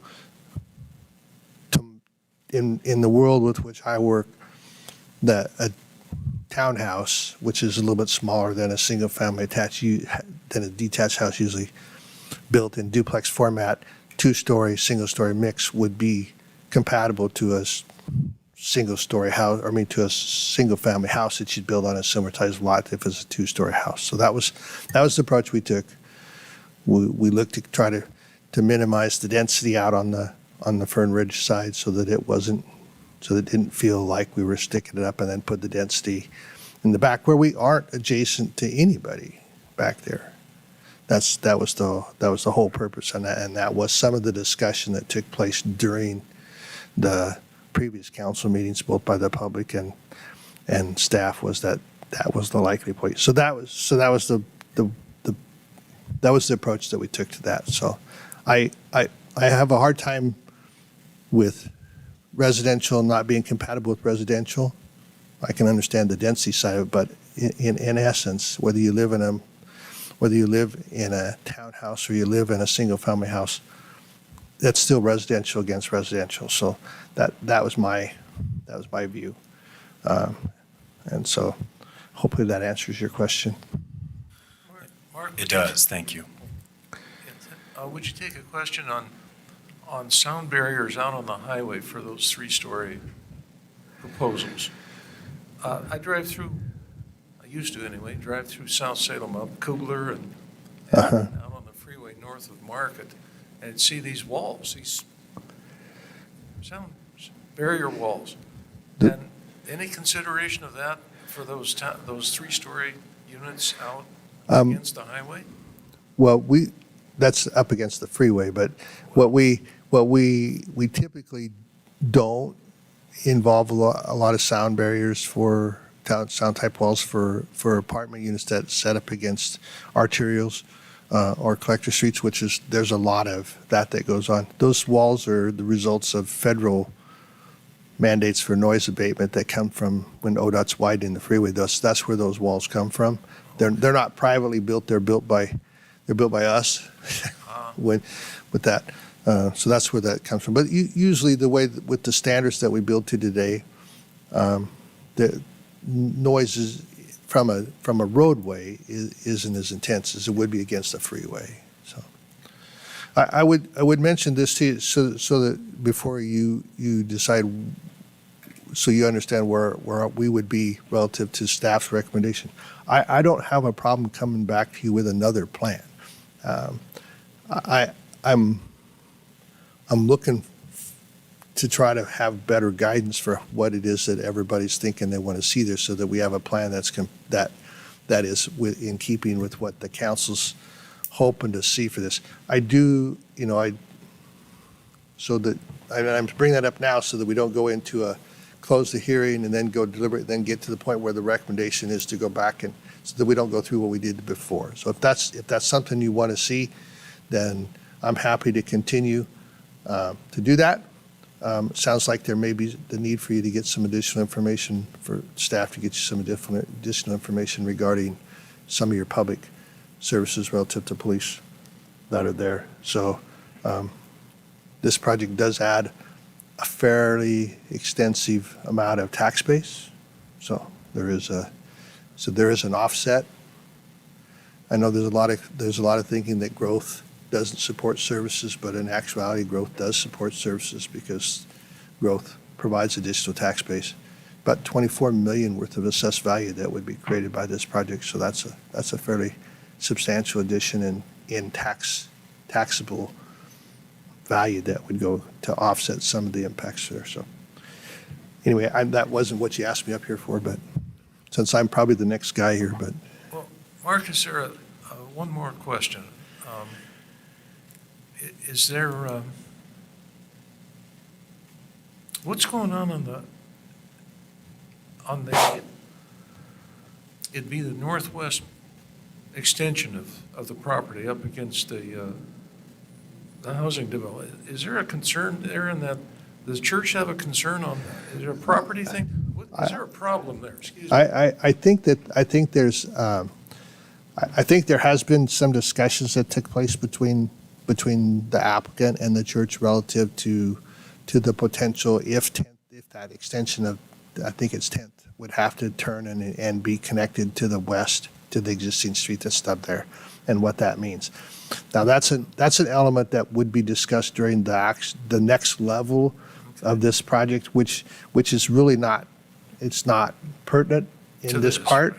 Okay. It's just like the other things that, when I come back in for another application, there's going to be your engineering staff has already said there'll be a requirement for TIA. The TIA will address the impacts to traffic, not only just in front of here, but at your other major intersections, and ODOT will be involved in that, where Fern Ridge ties into Highway 22, so there'll be that.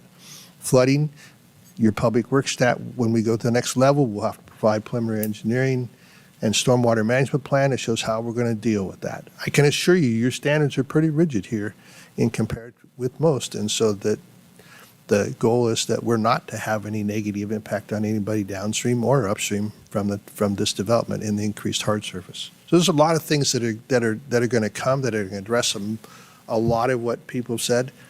I can't give you anything that will address the prejudice that people feel towards multifamily. I can't. There's no way I can do that. That's like politics, and there's no way out of that. So I can't help you with that. I can tell you that I have family that live in apartments, and I don't consider them to be any less than me who live in a home. But I know there's a lot of people that feel differently about that. But and I also don't think that you can gauge new multifamily projects or whether they're townhouse or others against existing multifamily projects that have existed for some time, because the character is not the same and the makeup of the residents is not the same. The people that live in multifamily or rental units today are not people who have no other choice. They're people that choose to a lot. A lot of them choose to do that because they have a problem, they call somebody, someone comes and changes the light bulb, does that. So anyway. Thank you. So if like I said, there's no reason for me to give you a summary if we're going to continue to the next, so that's why I bring that up. In any event, I'm likely going to request my right to provide a written summary, which would come at another meeting. So as opposed to trying to do it tonight, because I know there's some information that was provided tonight that I haven't seen, so that came to you. So. All right. We're good then. Thank you. How about a staff summary? Mr. Mayor? I'm sorry. Go ahead. Yeah, I just wanted to put some questions on the record so that it's clear that I have questions that cannot be answered tonight. One of my questions is for the police chief on whether there are adequate services now, and also for Susanna, that with this tax value that would be potentially coming in, would we be able to, if we don't have the current services, adequate services for policing to support these housing units, would the taxes that came in from that property then be enough to service with, library, police, all of that, including improvements to the walking area for pedestrians to get through safely. So, because I know that we've had the accident up on the top of the hill on 3rd, and then I don't think that there's really a whole lot of crosswalks along that road either. So that's my question, which can't be answered tonight. So that leaves B unclear for me. All right, thank you. And can we go to a staff summary? Do we have any other questions at this point? Dan? Carrying along here?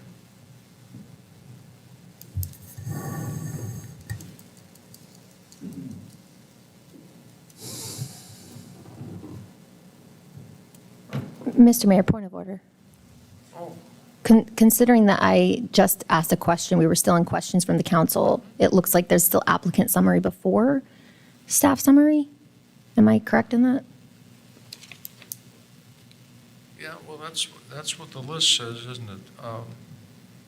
And yet, we just heard that the applicant thought there were going to be more questions, more meetings, that there was no really way to do a summary. That's what I heard. Maybe I didn't hear it right. Okay, can we just clarify that there's no applicant summary? Mark, did you want to make a summary? Or maybe I didn't hear your last comment about summaries.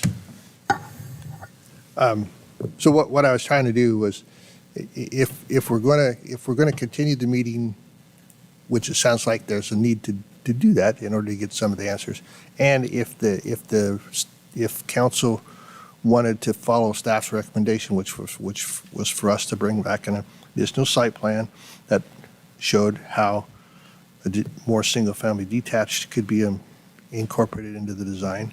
We're happy to do that. But if we're going to do that, then there's no reason for a summary because we're not there yet. So that's why I brought that up when I was up here before. And again, I would prefer to provide a written summary, which is the right that we have to ask for that, as opposed to doing verbal summary. So, because like I said, there is some information that was provided tonight that I have not seen, and so I want to have the right to be able to address that in my summary. So.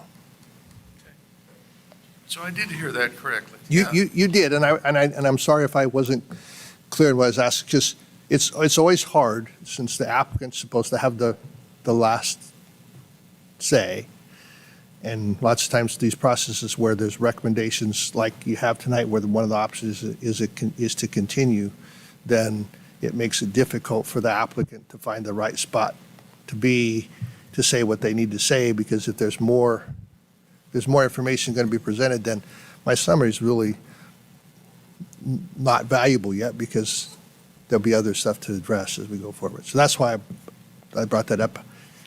Sorry if I was confusing about it, so. Right, thank you.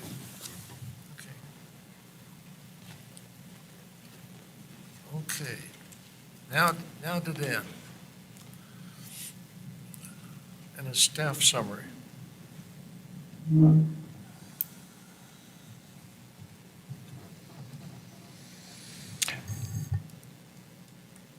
As I've said in my previous testimony over the course of the multiple hearings on this application and the other applications on annexation in recent years,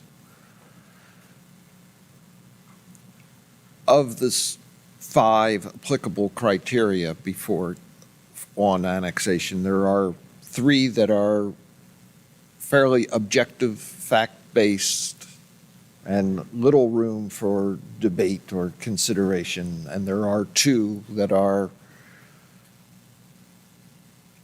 at least in discussions with previous councils over the years, purposefully subjective, to give you broad discretion in how you interpret them. Is there the need for additional land in the city? Without any description of how you determine that in the code, as Councilor Hook noted earlier this evening. And the second one is the proposal compatible with the surrounding area? So those are really the 2 decisions the council has to deliberate and come to a decision upon. The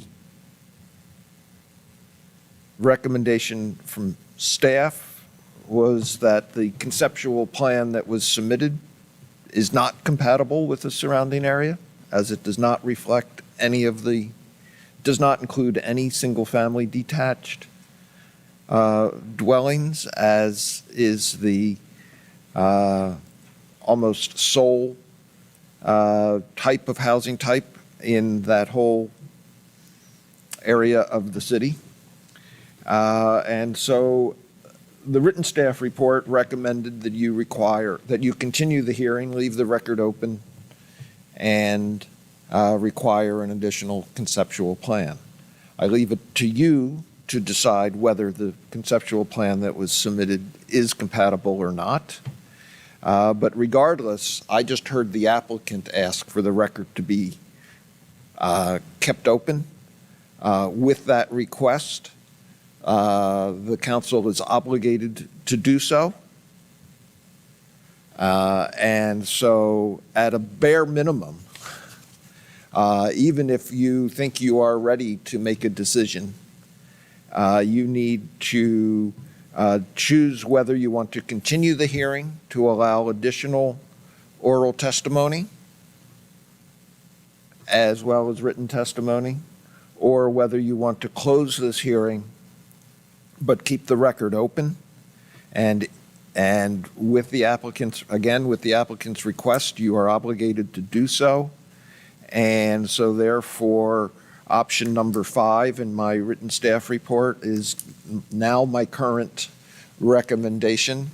And you need to decide, in addition to keeping the record open, whether you want to request the applicant to provide a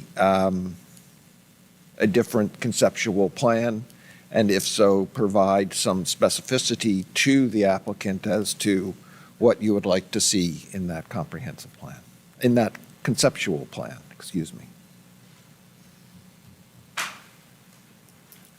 Dan, is it in the realm of negotiation, or can a person, myself, just suggest that what would happen with and if this isn't proper, just tell me, just a thought, zone that area low density with a master plan? That allows for some movement, different kinds of housing in there. That is certainly within the realm of the council's purview, discretion. Again, as I think I said, beginning of October at our previous hearing, there's 2 choices, there's 2 decisions you need to make. Do we annex this property? Right. And if so, what zone to apply?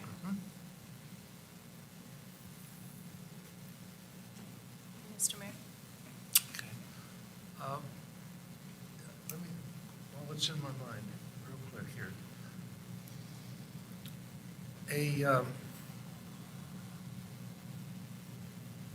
We invite trouble if we refuse to do something, right? The council must take action on this application. Okay. You must either vote yes to annex or no to not annex. Okay. If you find that the criteria for approval for the annexation are met, then the vote should be yes. If you find that one or more of the criteria have not been met, then the vote should be no. Or direct the applicant to come back with something that will, either the applicant or staff, hearing Councilor Hook's questions that could not be answered tonight of looking for input from other city departments, to frame what information you need from either the applicant and or staff to be able to determine that the criteria will be met. All right, thank you. Mr. Mayor, Yes. I am a little unclear on, I'm hearing you say that we have to vote yes or no. But not tonight. But okay, that's what I'm like, wait, I know we have to make a decision eventually here. Right. Okay. The mayor's question was, Okay. can we go into a state of suspended animation? And the answer is no. Got it. Thank you. Thank you. I wasn't advocating that, I just possibilities. Other, Mr. Mayor? Yes. Dan, I just have a point of clarification. Can you remind me? So our question here tonight is, do we annex and what do we zone it? But we do have the conceptual plan, and the idea is that the applicant needs to stay it is conceptual, right? But the idea needs to stay fairly similar to what that is. That's correct, right? Correct. Okay.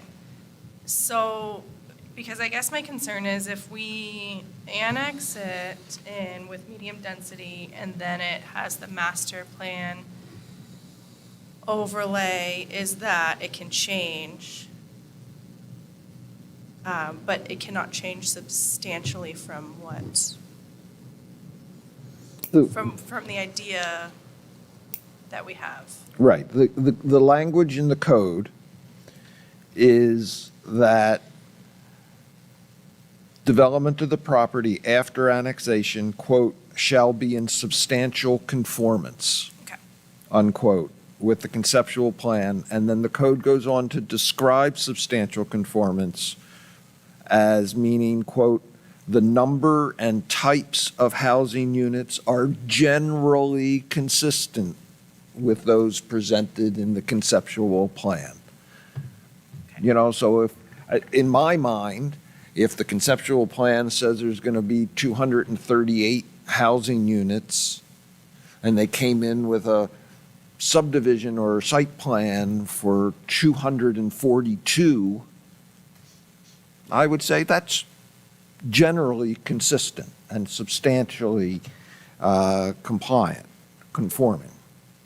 If they came in with 342, then I'd say, nope, that's not consistent with what you said you were going to do. Okay, thank you for that clarification.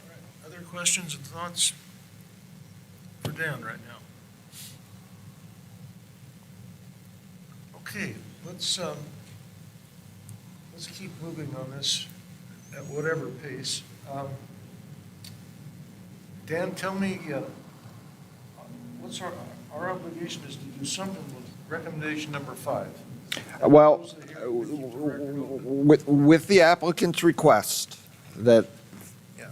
you are obligated to not close the proceedings and not go into deliberations this evening. Okay. He requested that the record be kept open. So therefore, and so we are required to do that. And so my suggestion to you, I'm going to frame it ad lib here, is to first decide whether you want to be able to receive additional oral testimony.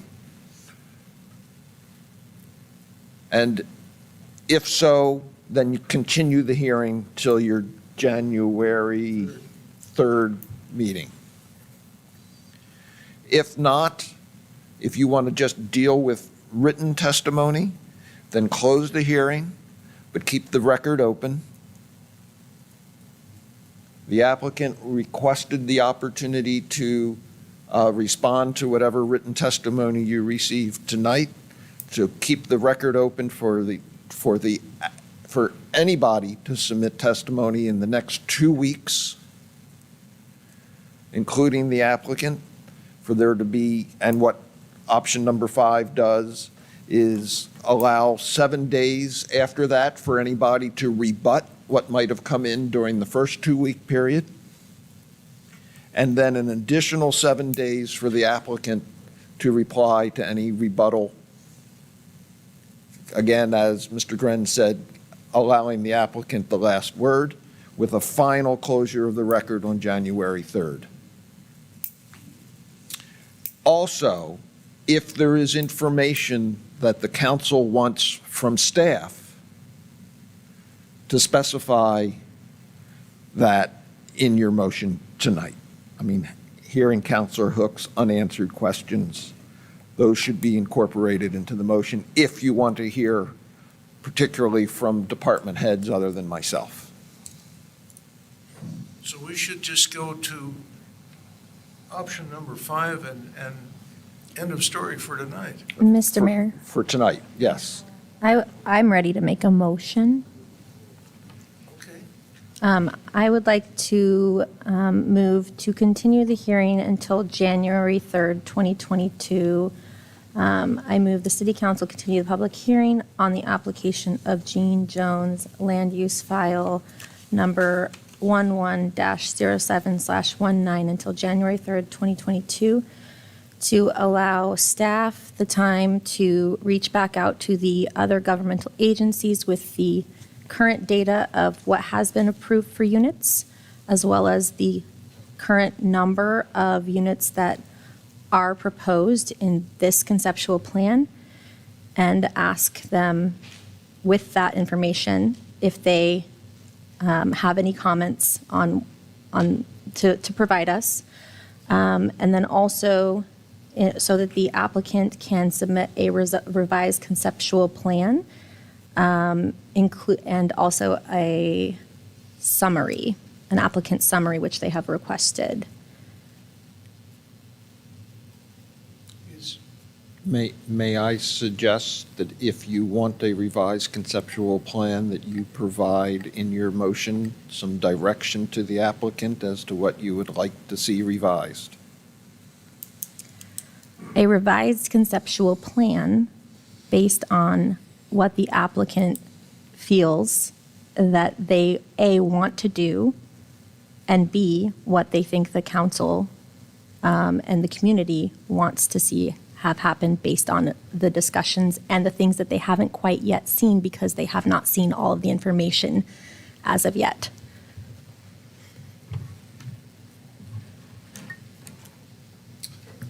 I can't give more specifics because they haven't seen everything. Dan, and with all due consideration, Counselor Hook, I keep hearing that we're stuck with, because of Mr. Grant's request, we're stuck with 5. No, I think the motion to continue the hearing, that will provide the public the opportunity to sit here on January 3rd and provide additional oral testimony. So the record is still open. We may end up January 3rd, again, leaving the record open for, depending on what is said and submitted, we don't know that yet. But by continuing the hearing, Councilor Hook's motion provides the opportunity essentially to repeat tonight. And meets I feel meets Mr. Grenz's request to not close the record.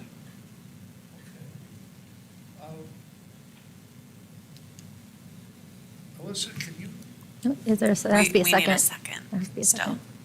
I'm sorry? We need a second on the motion Okay, still. on that motion of Counselor Hooks, is there a second, please? Is there a second to that motion? And I don't hear a second, so the motion fails for lack of a second. Mr. Mayor? Yes, Counselor Patty. Yeah, this is Counselor Patty. Yeah, so I'm going to go ahead and move that the City Council continues the public hearing on the application of Gene Jones, land use file number 11-07/19 until January 3rd, 2022. And this will be to allow the applicant to submit a revised conceptual plan that includes a minimum of 20% of the dwelling units to be single-family detached dwellings and no more than 50% of the dwelling units to be buildings with 4 or more dwelling units. In addition, I would also like staff to be able to confirm that city services can be provided to this development. Is there anything else that you were looking for, Counselor Hook? And also to receive government agencies' feedback on those And the requests. applicant summary. Oh, yep, and of course, the applicant summary. Thank you. Second. Okay, and that's in the form of a motion. I'll second. Okay, a motion and a second then. Discussion, please. Counselor Patty, does that take care of, in your understanding, does that take care of the applicant's rights, the things that were in option 5 there? Providing his applicant summary? And the Yeah. record open for written testimony? Yeah. Yes, Yeah. that will be sufficient. Yeah, because Mr. Mayor, Yes. that is addressed because should this motion carry, the hearing is just being continued. We're not closing the record at all. We'll have the same cast of characters here next month to Just want entertain us. to make sure we do it right. Right. Right, okay. Discussion. Mr. Mayor? Yes. Oh, Go ahead. Thank you. I just wanted to say that I myself was looking for more, in my understanding of what the medium density entailed was the single-family duplex, triplex.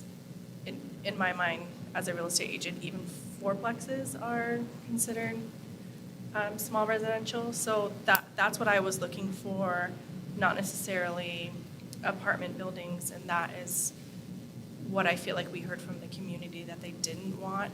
I understand, you know, I'm always somebody that is looking for compromise. This didn't feel like enough of a compromise for me on the applicant's end, and so that's why I agree with this motion that I want to see more of what the community thinks fits in with the characteristics. But also, people do live in all types of housing, and you know, to have some mixed use, if you drive by the new builds in Turner around, you know, the lake, they have all types of housing around there, and it's a community for a reason. And so, again, I'm looking for more of a compromise on that end. Good. Other questions? Other thoughts on this as we go Mr. to Mayor? a motion? Or go to resolution of a motion? Or go to voting? Mr. Mayor? Question. Go ahead. Yeah, it's just part of the discussion here. I have a hard time with the motion because the applicant expressed that they hadn't seen everything yet. And although your motion was much better stated than mine was, I still feel like it's missing that piece of we're kind of telling the applicant what they have to bring to us when we don't even know if that is something that they're willing to bring to us. And they haven't seen all of the things that we have seen, which is something that he stated as well, which is why I had wanted to keep it more open for him to go back and listen to testimony and take into consideration the fact that not one community member has come forward yet and said that they're in support of this. So I'm hoping that the applicant, even though we've now given them criteria that we want to see, or we will probably after the vote, I'm hoping that the applicant will pay very close attention to the fact that not one person has yet supported or said that it matches the character. And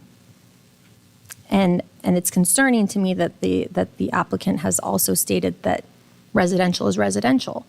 That tells me that maybe maybe the applicant isn't really listening. And so I hope that as we go forward in this, because I assume that this is going to pass, that we also remember as counselors that more than one of these testimonies said that they don't feel like we're listening to them, that the residents don't feel like we're listening to them. More than one has mentioned something about crime rate. So I'm looking forward to, thank you for including that into the motion, because I think that having those questions clearly answered will be good. But truly, I am concerned that we will continue this hearing almost indefinitely if we don't get these questions answered and there isn't that compromise that Councilor Ord is talking about. So because I just feel like we've kind of not included the freedom for the applicant to bring forward what they actually want to build there. And we've put it in percentages of what they should show us. I will be a no vote for that reason, because I do think that it's very limiting for them at this point. And I just don't know, based on their comments, that they're really willing to do what we're asking them to do. Okay, thank you. Mr. Mayor, this is Councilor Patty. Yes, Councilor David Petty. Go If I ahead. may briefly respond to that, I thought that your motion was sufficiently worded perfectly. What it was lacking in is specificity of the applicant. And in this conversation, I feel like the applicant needs specificity at this point. And the applicant indicated willingness. So, I mean, that's where I'm coming from with that motion, and I'm hoping that it answers some of those questions that you were looking for answers on, Counselor Hook. So I'm sorry to hear your no vote, but all the same, I understand your position. I respect it. Mr. Mayor? If I may, I have notes from past meetings where several of even the audience members that are here tonight have stated that they are okay with medium density. So in my mind, and I mean, feel free to come in January and correct me if I'm wrong, but I've written notes of people who said what, and they were okay with medium density, which in my mind, and with our standards, includes single-family duplexes, triplexes, and again, in my mind, fourplex units.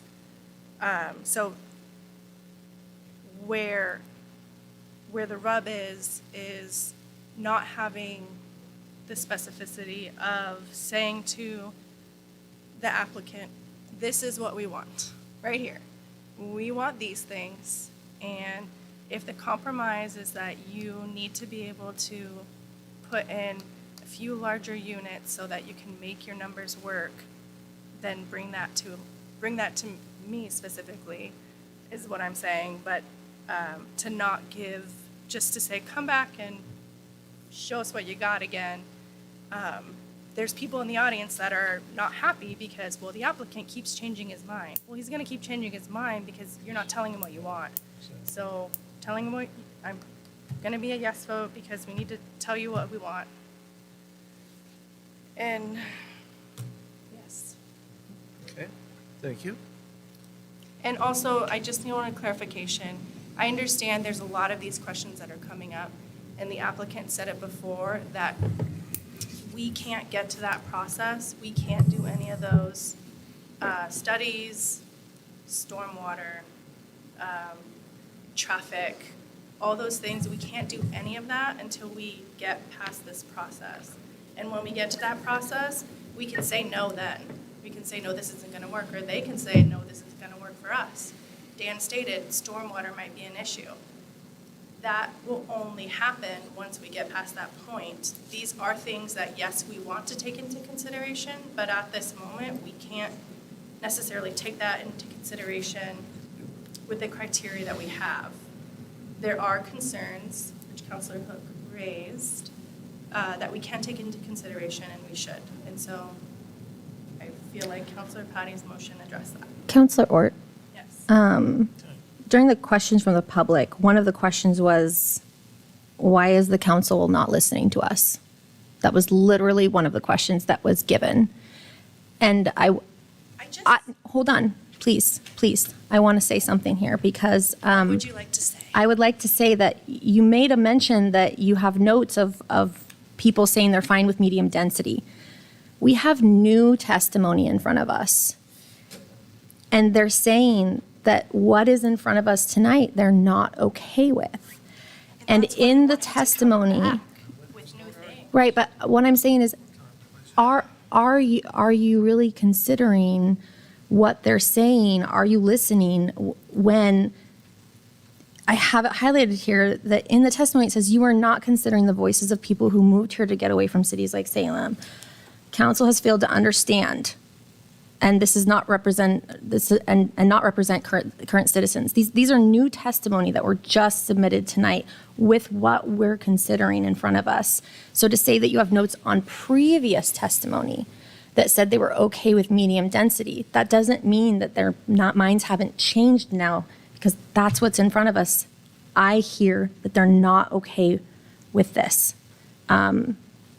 Whatever it is in front of us, they're not okay with it. So I just don't think that it's fair to say that they're okay with medium density, because that was at a previous public hearing. This says we're not listening to them. This current testimony says that people are saying we're not listening to them. So whatever we're saying up here, they're not feeling like it's representative of their actual feelings.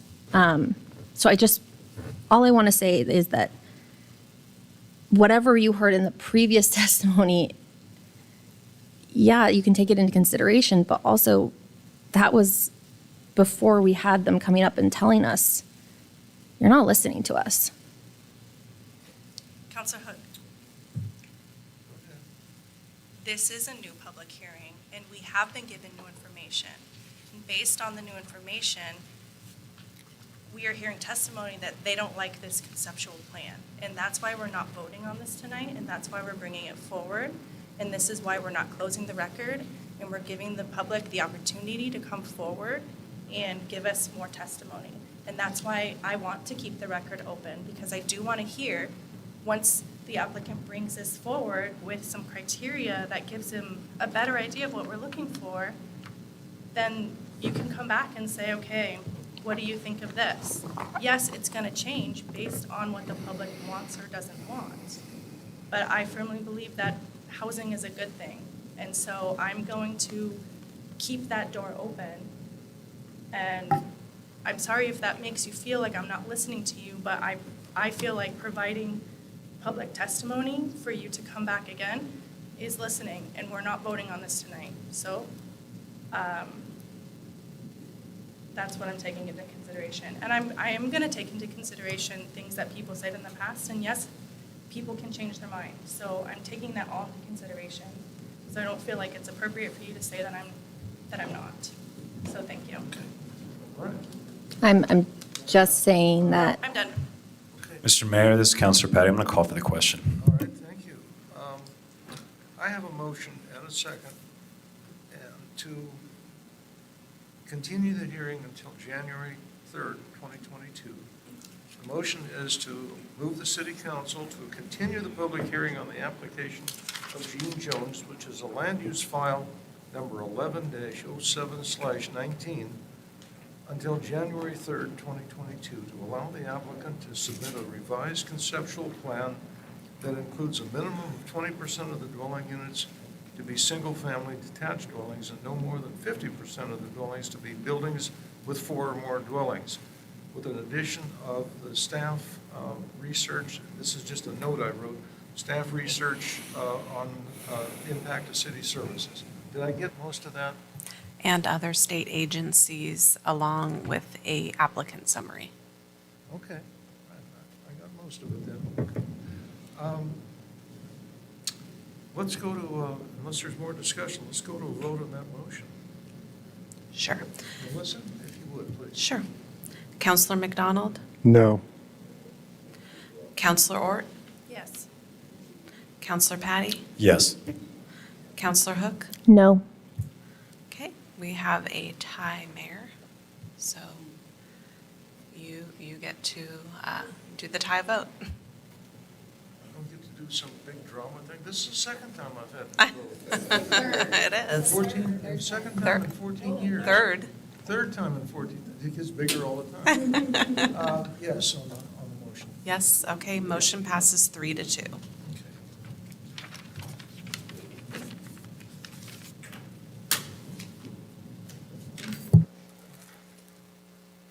We have, Alyssa, Yes. in order for any written testimony to be included in the packet, what's the deadline for people submitting it for the January 3rd meeting, considering the holiday schedule and all of that? Well, let me pull up my calendar real quick here, and let me tell you. So for January 3rd, it will be to give me ample time. We could say Wednesday, the 29th is there need to be time for the applicant to see it also prior to the packet coming out?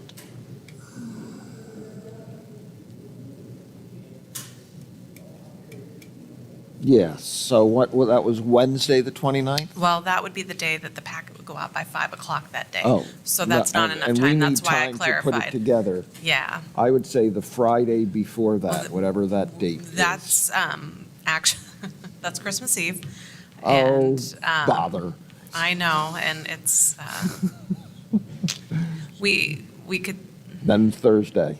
Thursday. The 23rd. the 23rd, by noon. That's what?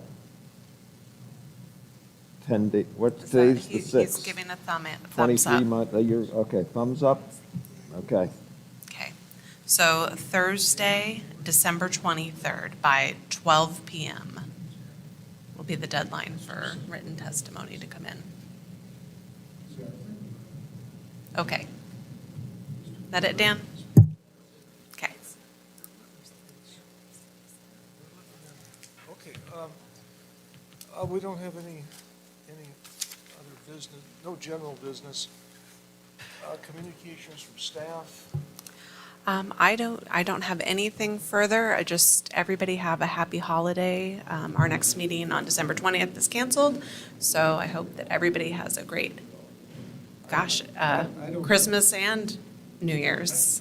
See you next year. Could we just wish each other a wonderful holiday? Mr. Mayor, Yes, go ahead. communications from mayor and council is what I would like to talk under. I just want to say that I am a little bit disappointed that the question was called when we didn't hear from every single council member during discussion. One voice was completely left out by calling for that question. I know that that was not intentional, but I did really want to hear what Councilman McDonald had to say. So, and I know he did have something to say. Appreciate that, I did, but that's fine. Are you feeling left out, Counselor? I'm just not a one to pounce, so it's fine. My personal opinion is that we still didn't give the applicant sufficient guidance. I don't think that, I think he's gonna come back with another plan and we're not gonna like it. We're gonna ask him to come back again. The guidelines that we set in the motion was, honestly, is gonna result in a plan that looks very, very similar to what they had. It said, what was it, 50% multifamily? That's what was on the map. And I think we should have been a little bit more specific and a little bit, from what it sounded like from public testimony, they're sliding closer and closer to low density. Seems like every hearing we have, it gets a little more and more towards that direction. And so if what they want is low density, single family homes, then we need to say that. That's not my personal preference. I actually like this plan. I think that adding some single family in there, like Dan had suggested, takes out a lot of the green space that's in that plan. You separate those duplexes and triplexes into single family homes on tiny little lots, and you lose any semblance of yard or green space or anything between those buildings. I've seen a lot of developments where you have, 5 feet between houses and, you're staring at each other through your kitchen windows. It's just kitchen. Instead of, I'd rather have a full wall there of a real duplex or triplex than worthless space. So, I don't know. I felt like if we wanted to do medium density, that was a good plan. If we want to move towards, low density, single family residence, then we should say that. And say come back with low density. But we may get there eventually, but I felt like we're kind of getting drawn out. I had a thought a minute ago following on this. I showed Counselor Ort this. Dan, what's the zoning west of Foothills Church in that area of Sunrise? Dan, are we supposed to? It's medium, right? It's medium density, isn't it? Yeah. Yeah. Well, not all. Oh. Just as, Not all of it. Immediately west of the church is medium density, but then most of Sylvan Springs is low density. Oh, okay. But a lot of the folks some of the folks that were here tonight live in that area that's already medium density. Correct. Yeah, so there's another possibility down the road. Okay. Real quick, Mr. Anything Mayor, else? this is Counselor Patty, and I realize, I'm sorry to kind of get into a longer meeting here. I heard something kind of concerning tonight from the public, and I just wanted your word on this, Alyssa. Somebody said that 911 calls aren't being responded to, or there's a long wait or something like that. Can you offer any guidance as to what that comment was about? This is news to me. I will definitely touch base with the chief tomorrow and just get an update. And I'm not aware of it. It's not something that I've heard. That was the first I'd heard that. So I know sometimes certain calls take priority over other ones, and so the response time might be a little bit longer to get out there. But that completely unresponding, especially a 911 call, I'm not. I don't think she said 911. I think, was just- I think it could also just be non-emergency calls too, like calling in and getting dispatch and then not getting a response for like a non-emergent welfare check or something like that. It could be a variety of things, so Is be there a good to look into it. significant wait time on calls for service for welfare checks right now? Is that you're aware of? Not that I'm aware of, and I will check into it and find out. Thank you. I'd like to Yeah. know if there is a Yeah. significant delay for any kind of response, period, that she's speaking about. I mean, I find that Yeah. concerning, and we definitely needed to identify what the need is there for our police force. Yeah. So, Yes. thank you. Yep, I will look into that, no problem. Anything else? Okay, let's go home. Thank you, folks. Have a wonderful holiday. Take care of each other. Merry Christmas Yeah. and Happy New Year.